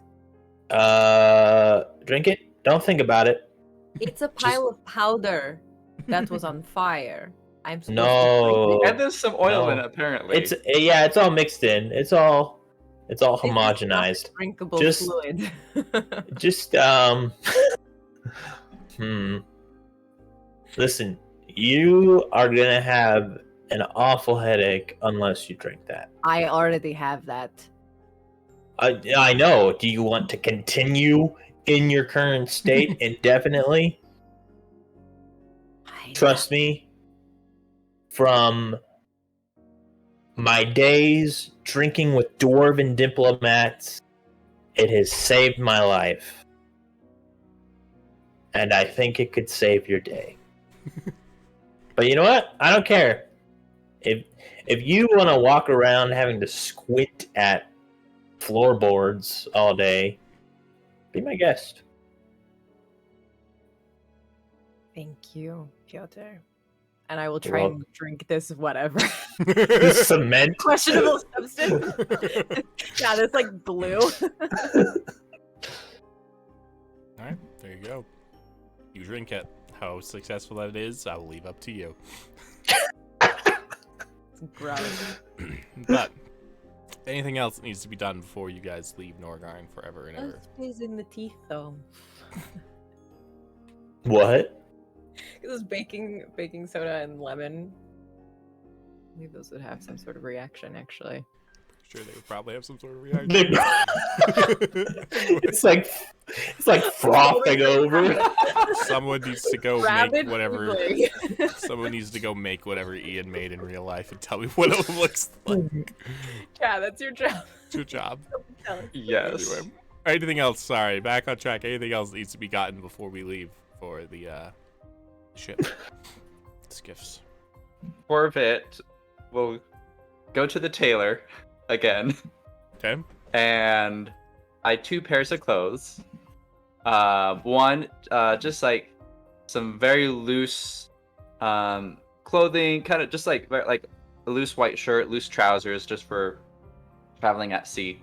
And then he does want to get a nicer apparel for when arriving in Ostrava. And so he started with blue, he's done green recently, so he's gonna do kind of like a darker purple color shade. There's like purple cloak, purple vest, things like that, but just regular. I don't know.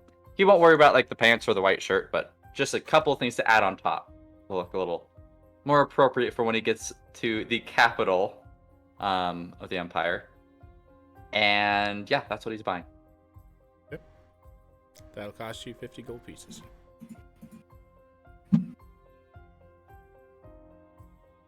Robert would buy it. Gosh dang it.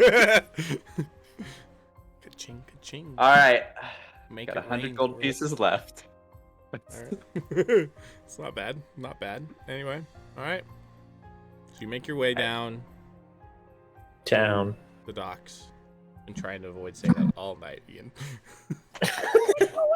So you make your way down to the docks, and you do find Captain Leosha and Commander Nikolaev waiting for you there, each with their men. Captain Leodov is standing nearby, and he's just sitting there, stroking his chin.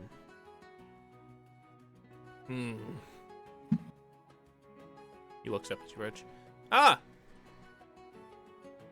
Your Grace, it's good for you to come back. We've been waiting for you.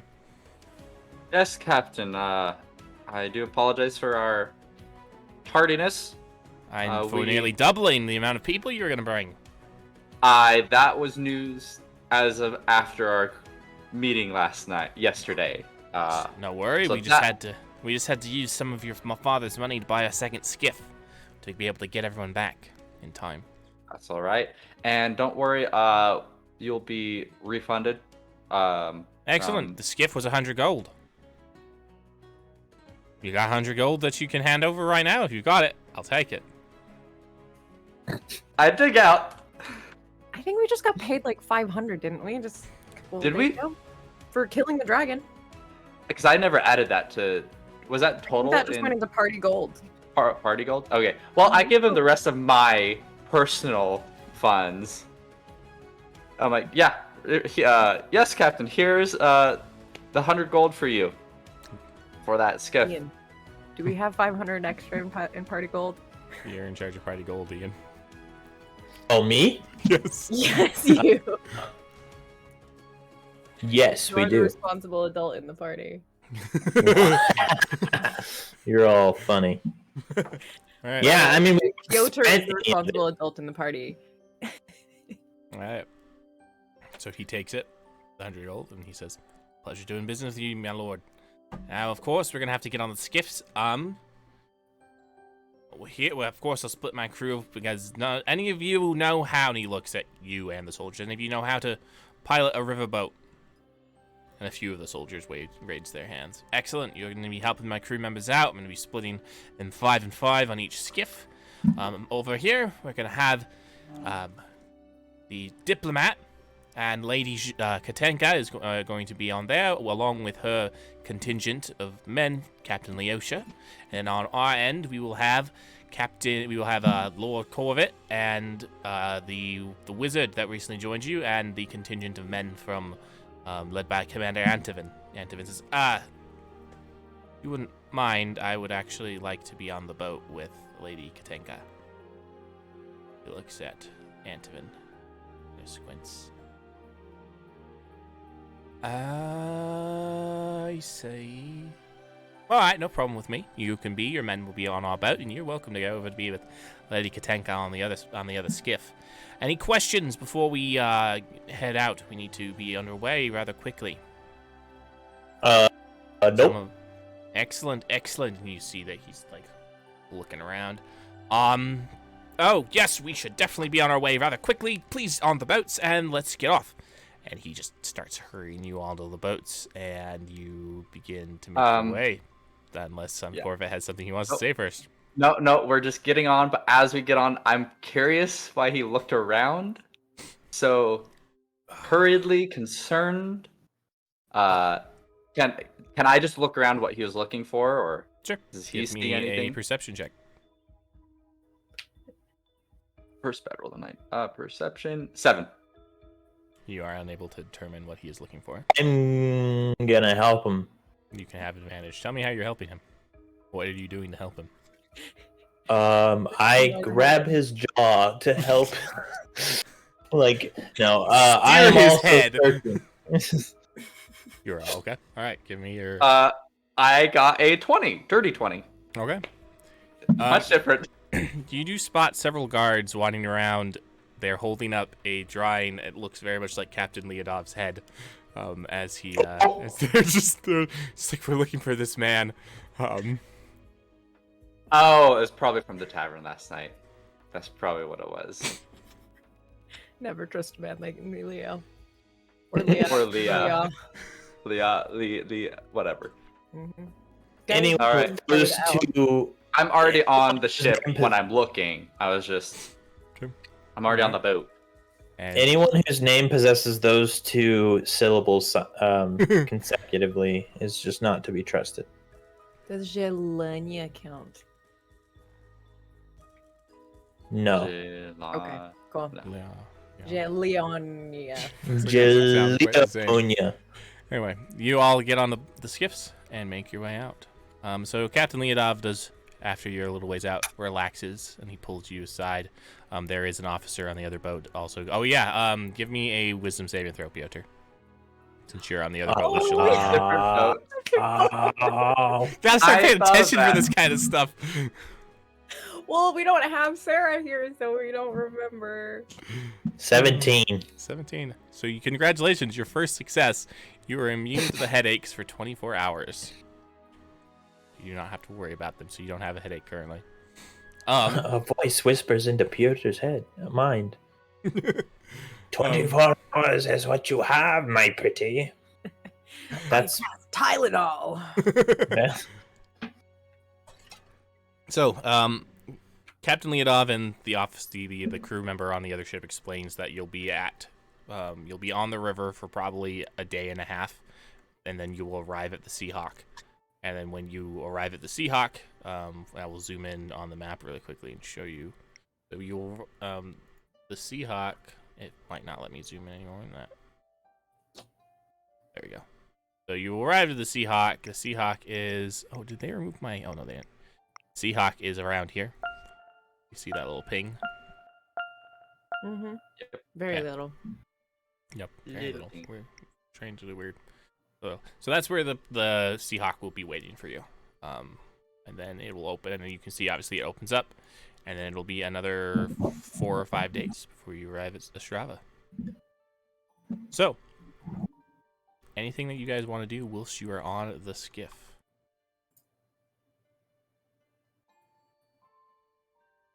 I will, in that case, since Captain Leodov is on my skiff with me, I just want to ask him and catch up on the news since he's been looking for me this whole time. First off, I'm curious how long has he really been looking for me? Sounds like at least a couple months or so. But I wanted to hear any news, kind of what's going on with my father or my family. Any news about the Southern Isles, and then just kind of news across the Empire in general. So he does inform you. So he tells you that he's been looking for you for probably, around 2 months. So probably shortly out, around the time that you left the valley, if that's accurate, if I'm remembering my times correctly. So yeah, about 2 months. Since you disappeared and your friends, T and Iona and Rayla reported back that you had mysteriously disappeared. So, looking for you, because while they were keeping it quiet while you were with them, the moment you disappeared, obviously they sent a message back. But, so yeah, that's how long he's been looking for you. It says that nothing of great note has been happening, at least in the Southern Isles. So there's rumors of dark things happening around the Empire, that monsters are being seen, more commonly wandering around the wilderness and on the roads. Normally, there are tribes of goblins and orcs and things like that live in the unsettled areas, but they are straying closer and closer to civilized areas and roads, and so the Imperial Guard has been hard pressed to keep them at bay in some areas and of course, obviously, the biggest thing that was going on was the war with the Norsaens. That seems to have ground to a halt, he comments as he says. There was barely any note of it when people barely talked about it when they were in the tavern last night. So his best guess is that war is probably going to be postponed for a while. But then he says the biggest bit of news is that Saravich Arkady is going to be marrying your sister. Yes, I did happen to run into him while up here in the north. Yes, I heard he might be up this way. Not every day that the chosen of Zhelaniye announced to come protect the world. So do you mind? Because we were on the road when that happened, a little out of sorts. When were they chosen, and how did that all come about? From what you know, from what you've heard. I mean, I happen to have, lucky for you, I happen to have been in Ostrava at the very time that they were chosen. They were announced. It was about, I'd say, a week and a half ago. We had just pulled into port, and we were waiting for. We were trying to see if you'd been seen near the city. And then one day there was the flames. So I don't know if you've ever seen the cathedral. Of course you have seen the Cathedral of the Golden Flame. You've been to the capital. But do you know that there are 2 towers at the cathedral that have flames at the top that braziers more likely, because the flames only get lit in times of dire need. And one day the braziers were lit. The fires could be seen from everywhere in the city. I'm sure you even out far into the countryside. Frankly, they were big enough. I was surprised I didn't see them from Norgarn. But anyway, they were lit, and of course we all started rumoring, was there an orcish horde headed towards the gates of Ostrava? Perhaps there was a giant leviathan rising from the depths coming to come eat the docks and all the ships. But we were all speculating, as we do. And but eventually it came to the announcement that the Dark One, Morpheus, was trying to rise again. Well, frankly, it's been a long time. I don't think that the scriptures ever call Morpheus the Dark One, now that I think about it, but I'm not positive on that. I'm not a big reader of the scriptures. That's just how I am. But, it is what it is. I trust those mighty priestly people, the Archmatriarch and them. I trust they're going to keep us safe. And so anyway, sorry, I like to blab and talk a lot, if you can't tell. But I'm a good listener. You're a very good listener. I appreciate it. But anyway, the call was put out, and the Archmatriarch called the Saravich, as well as those others, that tiefling, that wizard, that gnome barbarian. Man, he's I met him once. I saw him in the arena once. He is a bugger to fight. He's just wow. I was impressed when I watched him. He tore his opponent. Obviously not to literal shreds, because they don't condone the killing in the arenas like they used to, in the olden days. But he was impressive to watch fight. But they called him all up and declared him the champions and shipped him on up to Norgarn right before we left. All right, and that gnome barbarian is a character. I sat at a dinner table with him, and really, he was a character. Looks like he might have quite an appetite. Yes, he did. And just one more question. You mentioned, you've been searching for me and I guess my comrades now, for the past couple of months or so, and that was when you heard from Tian and the rest of my group. Have you heard anything from them since? Any news or any word from them? No, can't say I have. What was that? No, come to think of it, Pretty sure it was that Tien fellow, though, that delivered the message in Ostrava. Now that you mention it, I hadn't thought, like, no official messages, but I'm pretty sure it was Tien that delivered the message to us in Ostrava. Yeah. About me being up In here? Norgarn, yeah. We're going to Ostrava. Okay. Just get us to the ship, get us to the Seahawk. We'll go quite as fast as we can. These river skiffs can't go quite as fast as the beautiful Seahawk. If we were on her right now, we'd be sailing across the seas and practically into the stars. It's a joy. Yeah. And it's been a long time since I've been on a ship like that. Yeah.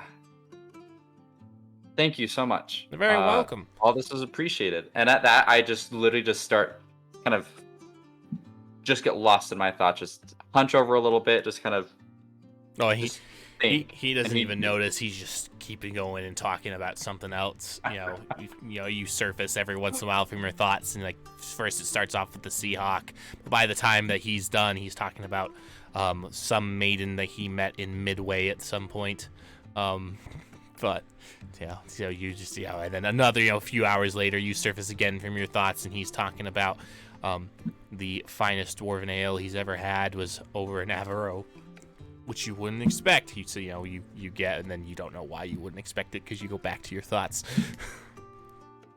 Anyway. Oh my gosh. I'm so glad that Zhelaniye is not on the same boat as this guy. Like, I'm also kind of sad because it would have been hilarious, but oh boy. All right. The other boat. Is there anything that... What are you doing on the other boat? It's not as lively. It's just... Remind me, I said it was Zhelaniye and Pyotr on the other boat, right? Yes. Zhelaniye and Pyotr, you're on the other boat. And Antovin, of course. So Antovin, Pyotr, you were drunk last night, so you're not 100% certain if you trust the thoughts you were having last night. You do notice that Antovin is not very far from Zhelaniye at any given moment. And then so that's what you notice. It's not as lively over here. Zhelaniye has a lot of problems with water, not because of like seasickness or anything, but because she like basically drowned and had a real hard time with it. So she has an issue with like the depths and everything. So anytime it's like during the day, she is like below decks or like just somewhere where she doesn't have to like look at it or anything. Once it like the sun goes down and it's dark and she can't really see the water anymore, it will be like out on deck and stuff. Okay, good to know. Anything that you guys want to do on the boat? Any conversations, things you want to talk about?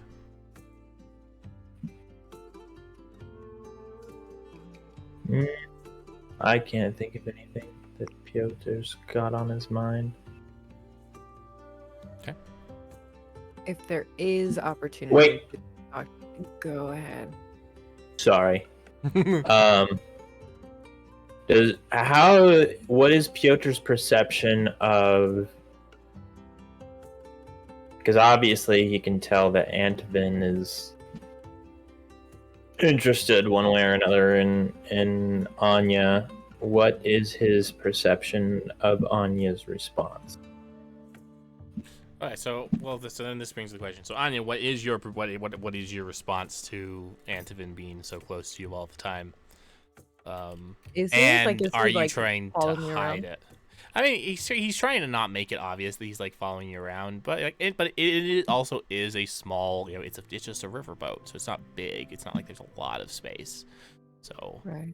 Particularly since you brought so many people, but they are. So he is, doing, trying to be relatively close to you as well as have, kind of like casual conversations, that while you're nearby. So it's not like he's being puppy doggy. He's, he's, he's trying his best to be as, casual and as bad as possible.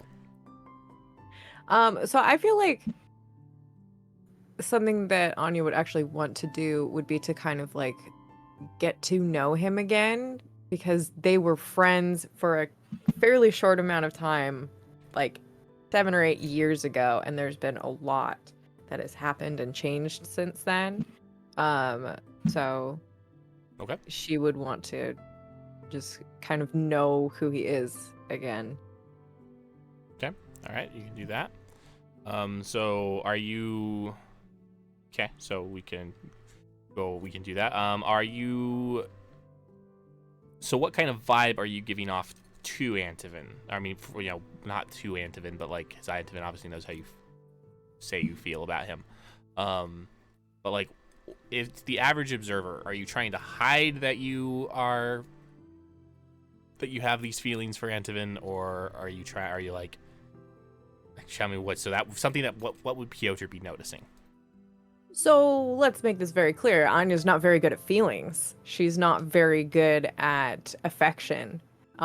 So if it's not something that Antovin is initiating, she has a very hard time being the person to initiate. So she's not like going over to like sit up next to him and cuddle him. She's not like reaching out and holding his hand or anything like that. Like there's not any of that. So it is a little bit more of her like normal kind of deadpan sort of is like, okay, now we should talk about things, because like at this point it is known, I think, to some of the party at least, that they knew each other. So she doesn't feel super afraid to like have those conversations around people. All right. So Pyotr, it just looks like Zhelaniye is being her usual self, kind of cold, distant, hard to speak to at times. But making an effort to talk to this person. Making an effort to talk specifically to Antovin, which might be kind of a clue to you. I'll let you take that as you will. Actually, give me an insight check.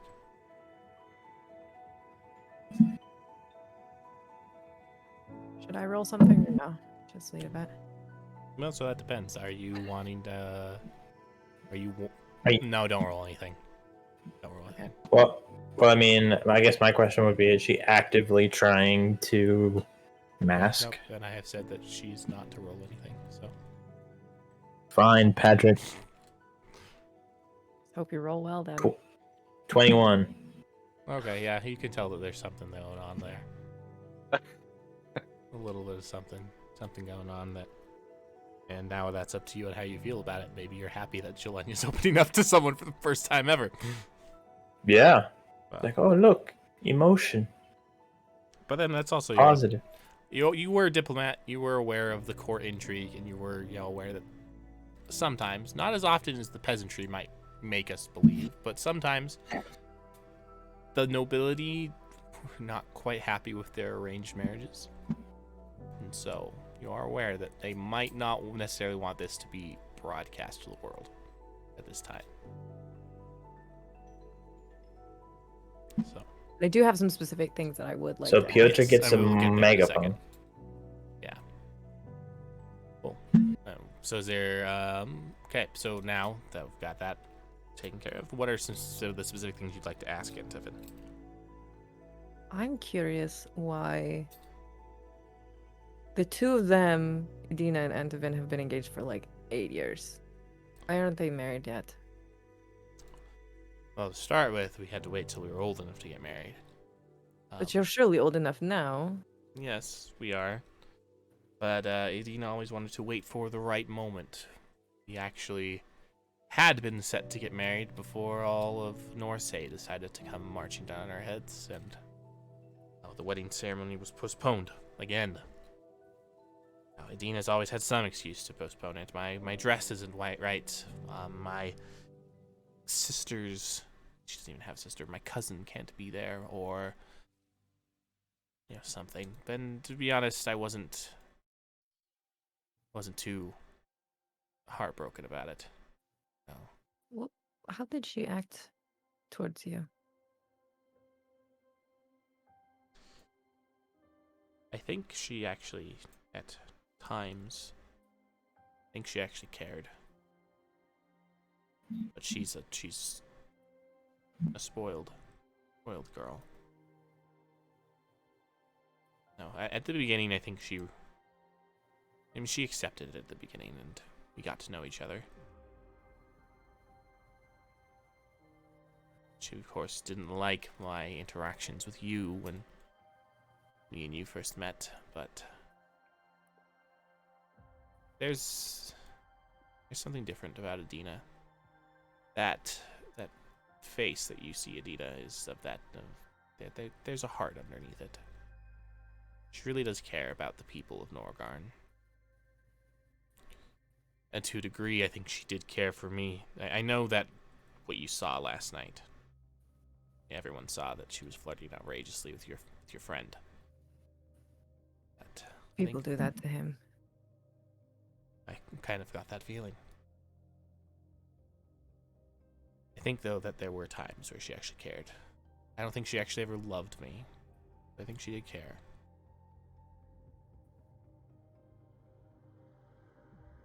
And for a time, near the end, before you came back, I cared about her too.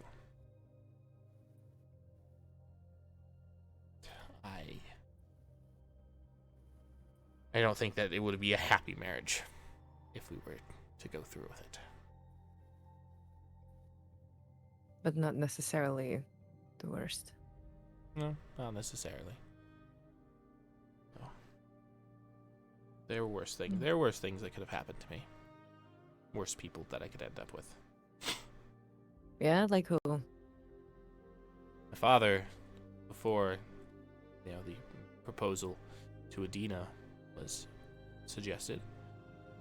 My father did, not saying that you would be worse, my father did entertain a proposal from your father for quite some time, but eventually he rejected it.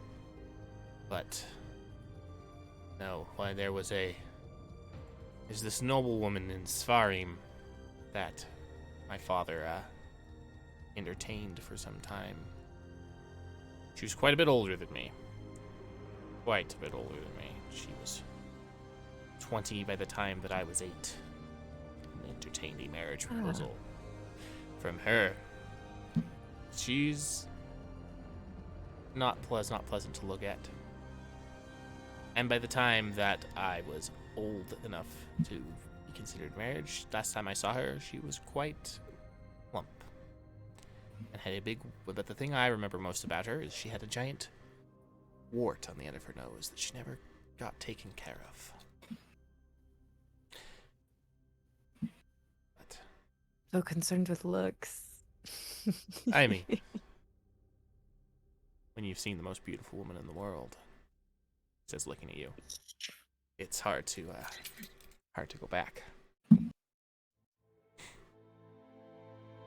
I'm sorry. Was that too forward? Should I kind of look some glances around?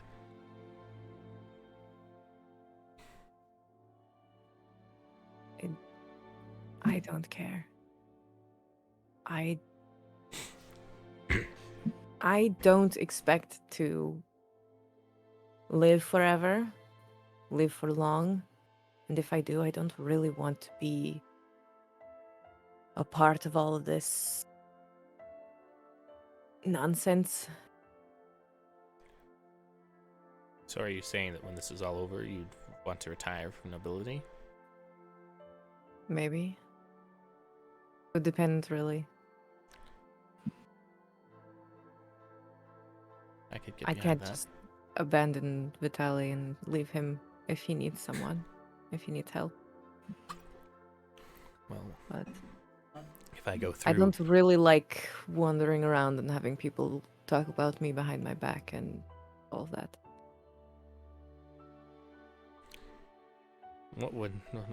What bad did they have to say about you?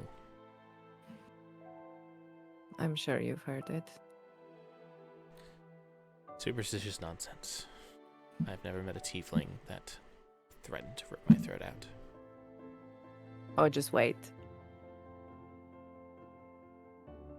Certainly hope you that get I me on don't the wrong make you day. that mad.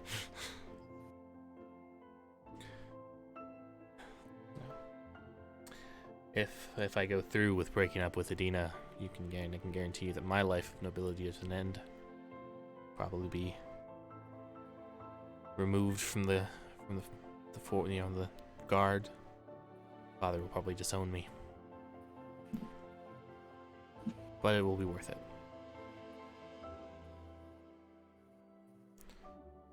So, do you have any other questions?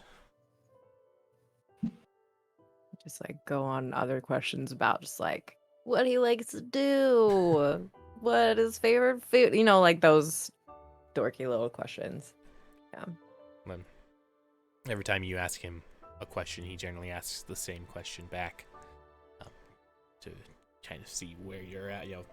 Same thing. Yes, it's been years, and many traumatic events since you knew each other. So, same thing. Just trying to get to know you, see how things are going. Generally, not a lot of depth. Yeah. What's your favorite food? No. What's your favorite color? That's not a thing for me. I will have to think about it. I will have to decide on something, I guess. If I want to be a real person, then probably need to become a real person. So, when you talk about the favorite colors, he's like, well, maybe I can help you find one that you like more than the others. And don't let it be black. Very cliche. Why? Every tiefling likes the color black. Do they? It's very common. I haven't met a lot of tieflings, of course, but there were a few in Norgarn, and I'm pretty sure all their favorite colors were black. What about really, really dark shades of gray? Maybe I can let you get away with dark shades of gray. You gotta have something a little bit more lively than dark shades of gray. Okay, I'll think about it. All right. Anything else that wants to be done on the boat for the next? You'll be on the boat you'll be on the boat for the next day and a half. Anything else that you guys want to do?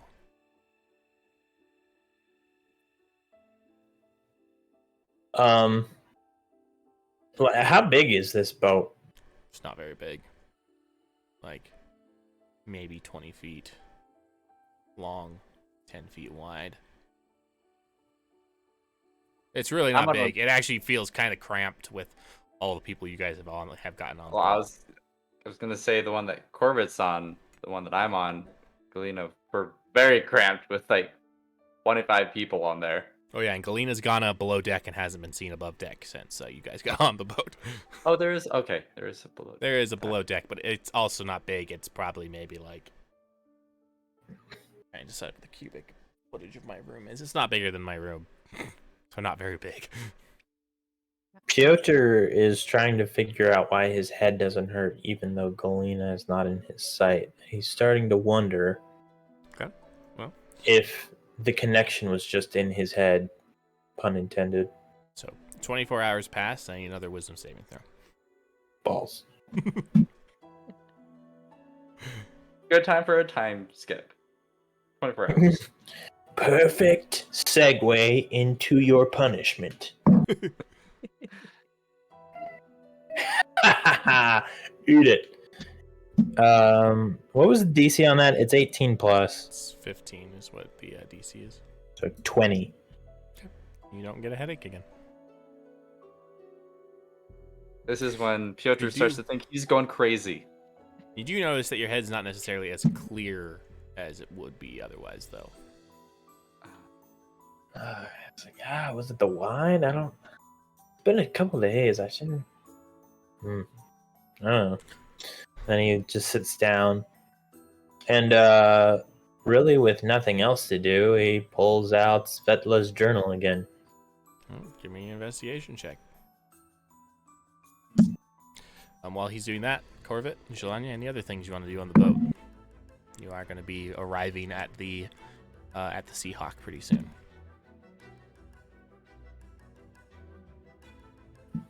I think actually seeing Pyotr reading the journal, I will want to do something. Okay. I'll want to go and talk to him in a little bit, yeah. What'd you get, Bother him and interrupt him. Ian? 11. Okay. Just like last time, you find nothing of note.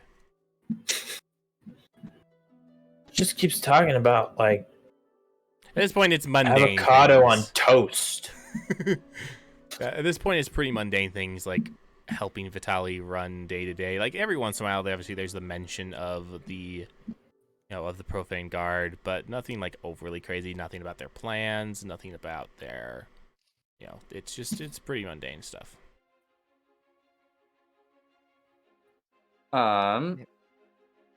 Before you have your chat, Cor Vit, again, not doing tons. His gang Corvit's is on a either boat by himself. all by myself. You actually hear Cor Vit start singing, church nearby. And you're like, oh, so he doesn't really play instruments, but he's a singer. Okay. But yeah, you'll hear like Cor Vit, like, or at least they probably wouldn't, but like some of the sailors and the soldiers on the same skiff as him would hear him humming or singing a little bit to the air, essentially. But what does happen is he does pace a lot. In the tiny space that there is between seats, between whatever that people are sitting or lounging or sleeping on, he is pacing for hours during the day. Yep. All right. Anything in particular you're thinking about, or are you just pacing? Thinking about Tian specifically, and along with Iona and Rayla, but especially Tian. Just wondering how he got away from the Profane Guard, like so many Profane Guards members there. How you can call them Profane Guardsmen. That's what they generally call themselves. Guardsmen. Yeah. Cool. Profane, and then just wondering like what happened, how they escaped, and the two big ones. Like one, how did he know I was in Norgarn? Like, there's so much more he knows. He's more connected than I remembered. And then again, just wondering again how he hid that he was an Aesmer from me for so long. Just what does that actually mean? Do people know that? Does my father know that? Or is that just divine happenstance? Yep. All right. Zhelaniye, you want to talk with Pyotr?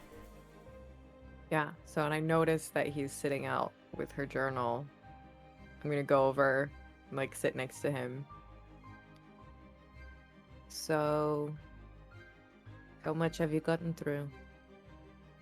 You probably a plot got appropriate number of a little pages. bit over halfway. Well, I'm not gonna get as struck. A lot of singing tonight. I just lost my train of thought. Oh, I'm about halfway through at this point, I think. Yeah, he like kind of looks where he's at. He's like, yeah, about half. Okay. So when I gave it to you, you remember what I said about why? That you didn't want to read it yourself? Yes. Didn't have the strength? Or something? That's Yes. maybe that's overly pejorative. You know what I mean. But I mean, you're right. That was the fear that I had, was to read something that she wrote about the family, about myself, that I would not be able to handle. But recently I am trying very hard to face my feelings and learn to handle things. So I'm not saying you need to give it back right now, but I would like to read it. Okay. Well, I mean, by rights, it's your property. So Yes, but you'll know how to analyze it better than I will. I would just be reading it mostly just to sit there and cry, I think. And learn how to be okay with that. Well, I mean, if you ever want to read it, let me know, and that's fine. And obviously, How are you holding up, by the way? It's kind of hard to tell. It's been a lot of changes and a lot of decisions. I want to be a different person, and it's hard to know where I am that. So, sorry, that's a terrible answer. Oh, I mean, everything has shifted so frequently for us in the last little bit. It's it can be a little bit difficult to figure out where the floor is and where the ceiling is and which one we're on. So, yeah, I get it. How are you holding up? I'm good, I think. I don't know. I still having the dreams every now and then.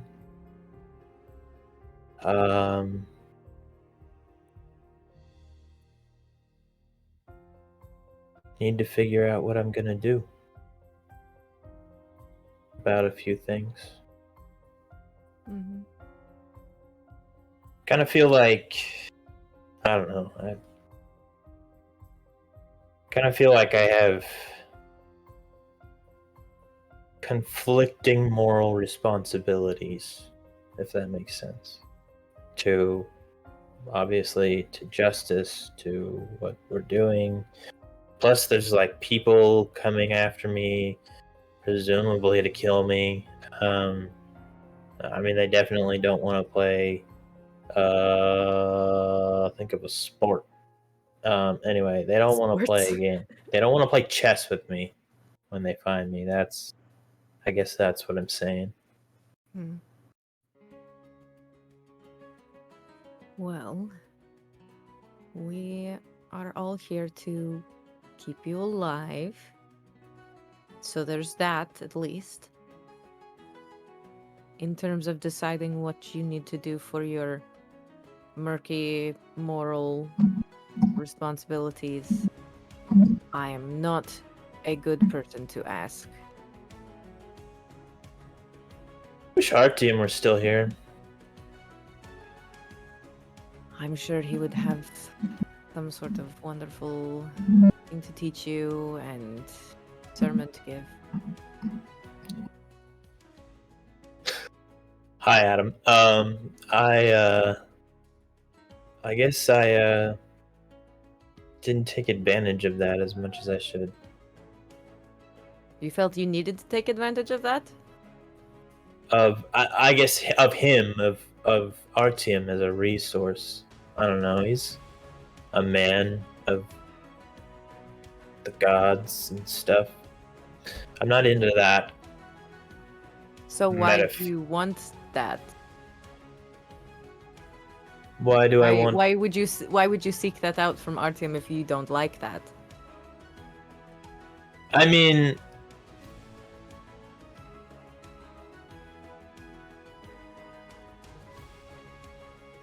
let's put it this way. I'm not into blacksmithing, but sometimes I have a need for a blacksmith. And I'm not into tailoring, but sometimes I need a new tunic. And when I need those things, because I can't provide them for myself, I need to find people who can do that for me, or help me look in the right direction, see things from their perspective. I find it's more worthwhile when you find out those things for yourself and you decide from within yourself what is right and not having to be told by someone else. Especially when they just get it from a book or some other sermon. They didn't even themselves get it for themselves. Yeah, and I mean, at the end of the day, you know, Hang on, I'm so sorry. My headphones just disconnected. I can't hear anything. Oh no. Look at me dance until her headphones come out. Apologize for the technical difficulties, team.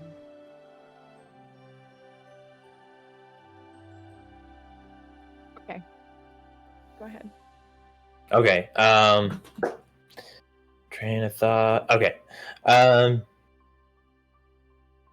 I mean,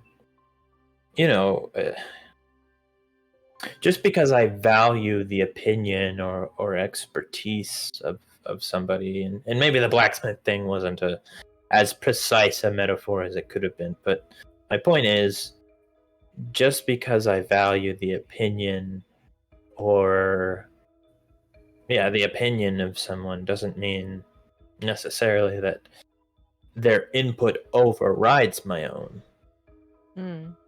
I just recognize in my line of work, or I don't even know if you can call it that anymore, but in the line of work that I dedicated myself to before we became friends, whatever we are,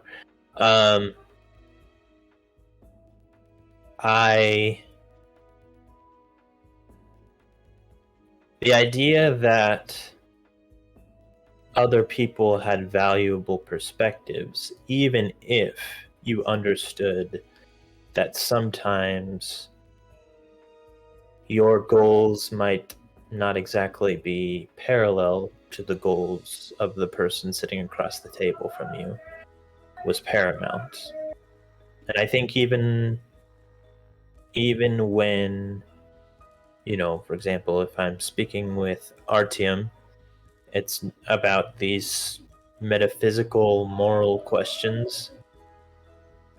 It's not, it's not necessarily it's not the case that we have competing goals that we're trying to align or can't think of the word, that we're trying to align, and we'll just leave it at that.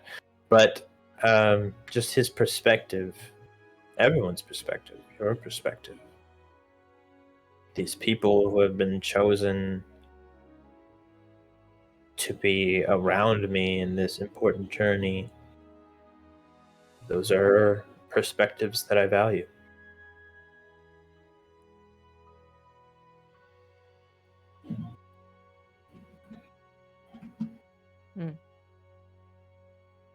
Spoken like a diplomat. I talk a lot without saying much, I know. Sometimes. If you want my perspective, though, which I imagine I've already given you part of it. If this woman was someone you care about, if the people involved are people you care about, it is important to make it right for them.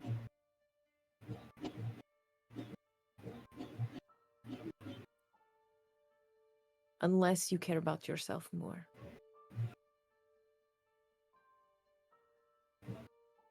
So you need to decide how much your worries and concerns for yourself compared to the worries and concerns you have for them.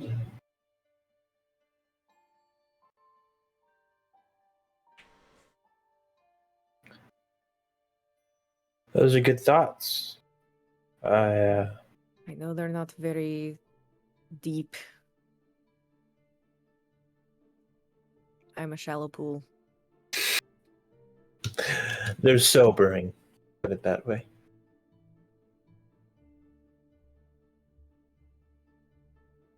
Okay. Thanks for the chat, Anya. And like I said, anytime you need your sister's journal, it is at your disposal. And obviously, Maybe when we get to the bigger ship and there are more private places to read it. I imagine it is not something I want to experience while being stared at by 20 strange men in armor. Yeah, I have the feeling they're not used to tieflings. I think I'm the only girl on both. On this, it's just me and Galina, I think. Am I wrong? Yeah, I think you are. It's a Kidra bit looks around. scary. It's a There lot. are a few female soldiers. Not a Oh, lot, are but there? There are a few Okay. female soldiers. All right, then never mind. I don't say that. Sorry, I just never occurred to me to actually clarify that fact. There are a few female soldiers. Okay. Pyotr, no, you get like 2 on this boat. I mean, it might be hard to tell because they're wearing armor, but there are a few female soldiers. Yeah. Well, cool. All right. That's all I have. But to say. thanks for the chat, and if you ever want to talk, you know where I'm at. Yes, once again, maybe that will wait until we are in a place where we're not is 5 feet away from the closest other person. Yeah, it's a good idea. All right. Okay. Corbett, anything else you want to do before you arrive at the Seahawk? Singing still. Okay. Somewhere out there. So the next there's nothing specific. So the next half day passes, and you arrive at. So it doesn't take long before in the distance you can see a large, 3-mast ship. Like, you guys are on a boat. This is a 3-masted ship of plot appropriate size, to fit everything I'm going to describe about it on it. Don't ask me to actually tell you how big the boat is. I don't actually know. It's a massive one. So it has 3 masts. Yeah, so big enough, 3 masts, 6 sails, so 2 sails on each mast, as well as the triangular sail that's at the front. So I guess a total of 7 sails. Cannons and gunpowder are not a thing in this world, so there are no cannons. Instead of cannons, you have ballista. There's about 8 ballista, 4 on each side. But there's also this weird in the center, as you come alongside, the skiffs are pulled up, and you all get out, and then you all get out, and then get on the boat. When you get on the top deck, you see in the center this weird, for lack of a better term, it's this wooden pedestal, and in the center is this blue gem that seems to have lightning and storm clouds coursing through it.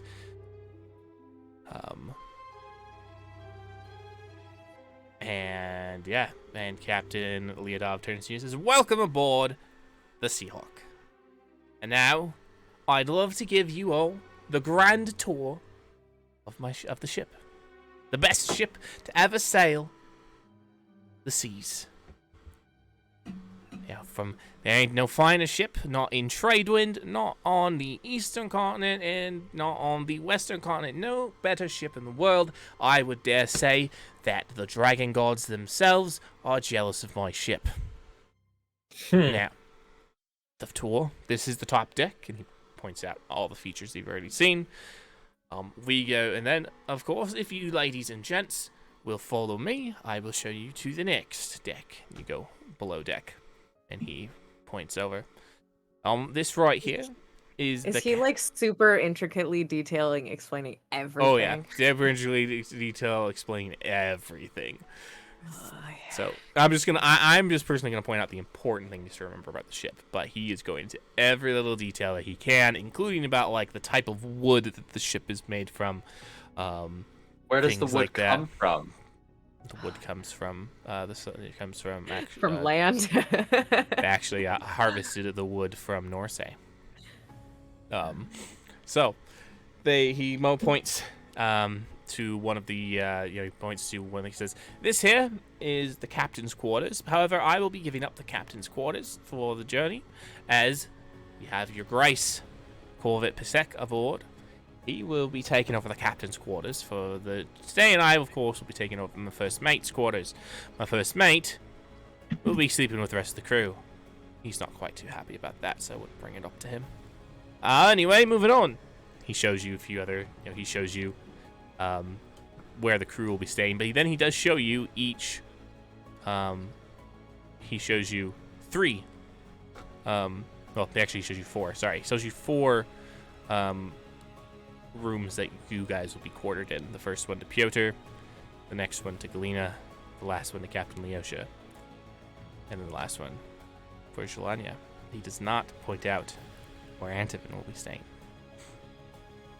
Now, as you're walking by, he does sidle up to Zhelaniye. Says, "I figured you'd be wanting to share a room, but I'm not sure you want to be spreading that around. Am I right?"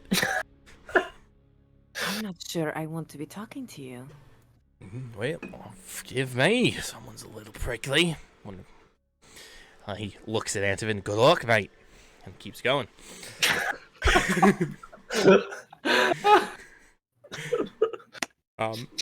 Then keeps showing you other things, and he shows you and you notice that this wooden pedestal that was on the top deck seems to go just extend the entire length of the ship. And on each deck where you see it, there is like a glass window carved in where you can see more of, this gem. Like it's a huge, massive, long gem that just seems to go from the top all the way to the bottom, where storm clouds and lightning seem to streak throughout it. But he never explains it. He doesn't talk about what it does. He shows you other things, such as where the mess hall is, where you'll be having your food, other important areas of the ship. And then at the end of it all, you come to the very bottom deck where there is a door. And this door, unlike any other door, is made out of metal and has these intricate runes carved on it. He looks at you. "Ladies and gents, what I'm about to show you, I've never shown anyone else before. Not even my most trusted crew members are allowed in here, so remember that before I show you. This is the little thing that makes the Seahawk truly special." He turns, and you watch as he very quickly taps. If you want to try to see how he taps it, give me a perception check. He quickly taps a bunch of the runes, and they light up, and the door swings open. Let me know what you get for your perception. 16. 16. Okay, I'm going to make his sleight of hand check. You do not succeed in identifying the order of the runes he pressed. He just did it too fast for you to see. Are you going to make a check, Pyotr? I'm also busy rolling my eyes, so. Sure. Wait, what check was this? Perception check. Just another man trying to show off his mass. 14. 14, you definitely do not see it. Anyway, so the door swings open, and you walk in, and you see this, at the base that there is this crystal, and it's kind of like all jagged at the bottom, smaller crystals protruding from it. This here is what we've got, is pure aetherite. Ethereum in its purest form. This crystal gives us, so the way this crystal works, he begins to explain, is that it gathers the atmospheric energies of when we're traversing, particularly if we're traversing through storms, and harnesses and holds them in here when we can use them for various different effects when the time arrives. First effect that we can use it for is we can use it to give us if we're in a dead wind, and this is what we mostly use it for, we can use it to give us a little bit of a gust to keep us going when other ships would not be able to. It does also possess the capability to enhance our ballistae with the magic energy it's gathered. However, that takes quite a lot of energy, and if we use that too much, then we won't have the energy we need to make the winds that will keep us going. And then the last thing it can do is that it can it can summon a storm. Because this storm's a magical storm, it won't gather the energy from it, but it can summon a storm, and this, of course, generally takes the entire energy that the crystal can possess. However, we want to be very careful when we do that. So, I just figured I'd let you know. You are our special guests, and Cor Vit is now master of the ship. I'm still captain. Remember that? Yes, you are. Yes, you are, Captain. And with that, just a few rules. I am captain of the ship. I ask that you do not disturb my crew members when they are trying to do their duties. You're welcome to fraternize, get to know them. Please gamble away their money. It means that they have to stay on the ship and stay employed with me if they keep needing a paycheck. Try not to lose to them, though. They get kind of braggy when they win, and no one can stand that. Kind of insufferable. Anyway, other rules. I am the captain of the ship. Whatever I ask you to do, I need you to do it immediately. I assure you that I will not ask you to do anything that is not for the importance of the ship and the safety of the people on it. So if I ask you to do something, you will do it. I don't care what your rank is. When you're on ship, captain outranks Tsar.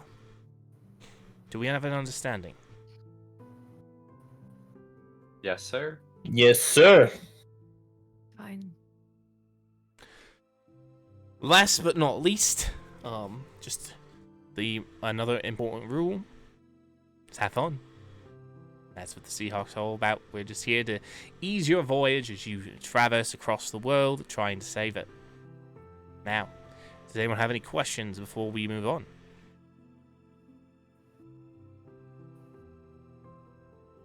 Not right now. Antovin kind of timidly raises his hand. Yes, you didn't point out my sleeping quarters. All right. I think you can figure that out on your own, can't you, lad? He just goes, oh. And doesn't say anything and kind of just turns very red in the face. I'm just like kind of glaring daggers at the captain. Like, with a smile, but like, I'll kill you. Now, I will of course send food. I'll have someone send food to your quarters. If you need anything and you can't get a hold of me, you can always find my first mate, Red Scale, large dragonborn fella, not the one that was on the skiff with us. He was, Red Scale. Can't miss him. Large, red scales, tail, things like that. Now, if there's nothing else I can do for you, you're welcome to retire to your rooms, and I am going to go take care of the captainly business that I've got to take care of since I've been gone. He says, however, I do ask that you leave the room and I be the last one out. Once you have all left the room and let him be the last one out, he closes it and then rapidly taps the runes again and deactivates them all. You're welcome to give another perception check if you want to try to find what order he tapped the runes in. Sure do. Nah. Nope. 16 Not again. even. He was not as fast this time. Zhelaniye, 21. Zhelaniye and Pyotr, you both are able to find, see the order that he pressed the runes in. Unless he rolled a nat 1, I don't think I got it. So. What'd you get? 5. Oh yeah, you didn't get it. Well, don't worry about it, because literally everybody else in the party did. That's here anyway. Yep. Alright. Okay. With that, he lets you all go retire for... It is probably, since, it's probably about, 2, 3 in the afternoon.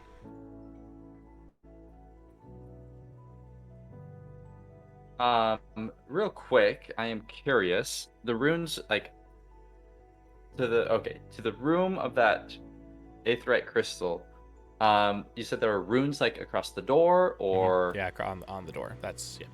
Do I recognize? Do I just from studying languages magic you speak? Or, great question. Let's see. Where is that? Oh, that's a question I would have asked Antovin, what languages he speaks. I will give you that answer in just a second. Yeah. Languages. Is that?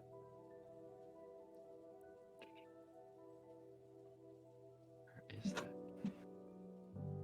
Sorry, can't find it. You're good. Take your time. Oh, don't take too much time. But All right. Well, I know just common and celestial, for sure. If you Besides that, I don't. if you speak think. Draconic, you can recognize the runes on them. Do I? Yeah, let me just go to here real fast. Can't find it on D&D Beyond. Good. So I'll just go to the languages. This show not sponsored by D&D Beyond. No, it's no, it's it's not. just nope. We do not claim that. Okay, here we go. Yeah, common celestial. That's all I got. Yep. The opinions expressed in this podcast are... Do not reflect upon. Yeah, nope. Anyway, so there you go. So, Antovin, the languages that he speaks, he informs you that he speaks Common, Dwarven, and he learned Celestial. I mean, not Celestial, Infernal. Just for you, he says. He tells you that shortly after he met you, he snuck into his father's library, to find a book of Infernal and try to learn it. He doesn't claim to be fluent in it, but he does claim to at least understand and be able to read it. You are a madman. I was definitely quite more crazy when I was younger. But the things you do to try to impress women. An absolute mad lad. Particularly when I'm trying to, impress someone who speaks Infernal herself. You never done something silly to try to impress a boy? I don't think so. Except for what happened yesterday. Well, consider me very impressed.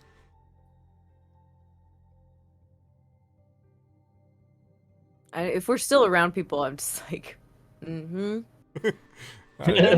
At this point, the people you're around are probably like Pyotr and Cor Vit. Exactly. So, all right. Okay. So, you have a few hours. So meals are brought to your rooms. There are 2 meals brought to Zhelaniye's rooms. So, Cor Vit and Pyotr, before we do anything else, what do you guys want to do? Last thing that Cor Vit would really want to do is he remembers when he was younger, the times when he was on ships, he loved to climb as high as he could. So first off, is there like crow's nest, or is there a place to climb up the tallest mast? He is gonna head on up there. And is there is there There's probably somebody up there. Yeah. I was gonna someone up there. Okay. You could so I'll probably fit. If not, I'll just just hang on to it. But I'm gonna climb up there. And I will tell, before I do that, I'll tell the captain, whenever you're ready, head on out. I want to see it from above. Okay. And so I climb up there and probably give this sailor some confusion of why. And he looks at you. Boyar is up he here. Looks like he's about to say something, then he recognizes who you are, and he just keeps his mouth shut. He does give you like strange looks, but he doesn't say anything else. Yeah, this golden-eyed man has invaded my workspace. I think I'm all right with that. Sorry, I will not disturb you more. I just like having the wind in my hair. Reminds me of simpler times when I was younger. Right feeling, wind in your hair, he says. But yeah, I can't count them out. That's why I always ask for this job up here. You just don't go tell the captain I take some naps sometimes, will you? It'll be a little secret. Mind if I, on occasion on this journey, climb up here? Certainly not. Yeah, I don't want to be disturbing. The Boyar. Well, I was also directed by the captain not to disturb any of his crewmen. Yeah. I won't tell the captain if you don't. All right. Well, thank you. The name's Cor Vit. Well, we all know your name. I am. He gives you a name. Some random crew member that I didn't think it would be. Some random crew member. Plot appropriate name. What? Hey, well, I'm gonna get it later because I'm gonna be chatting with. Okay, I will have it ready for you later. All right, thank you. And so, with that said, I just grab the railing around here and just kind of waiting to hear the captain, his call to head out to sail, and just kind of am looking off towards the sea more, towards where the water extends. So the captain isn't the one who gives the call to head out to sea. Actually, it is the first mate, Red Scale. So you see Red Scale. He is a very prim and proper dragonborn. You can tell that each of his scales is meticulously glistening. He's wearing a very formal, jacket. Obviously, still functional for being on a ship, but very formal, very, buttoned up, very tight. You can tell that, which is odd. The rest of the crew, particularly since Captain Leodov himself seems to be rather informal.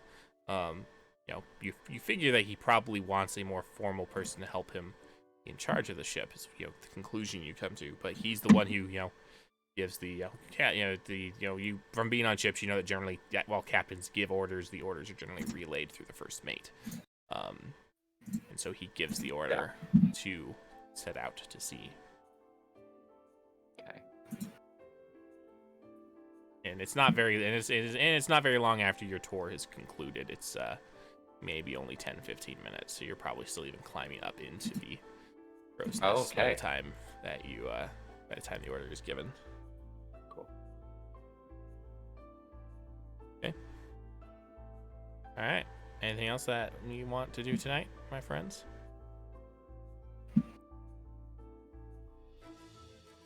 All right. Thanks, everybody, for coming out. That's where we're going to end our session for tonight. It's been a fun one. It's been good. Lots of interesting things going on. I'm very excited to see where this all is going to go.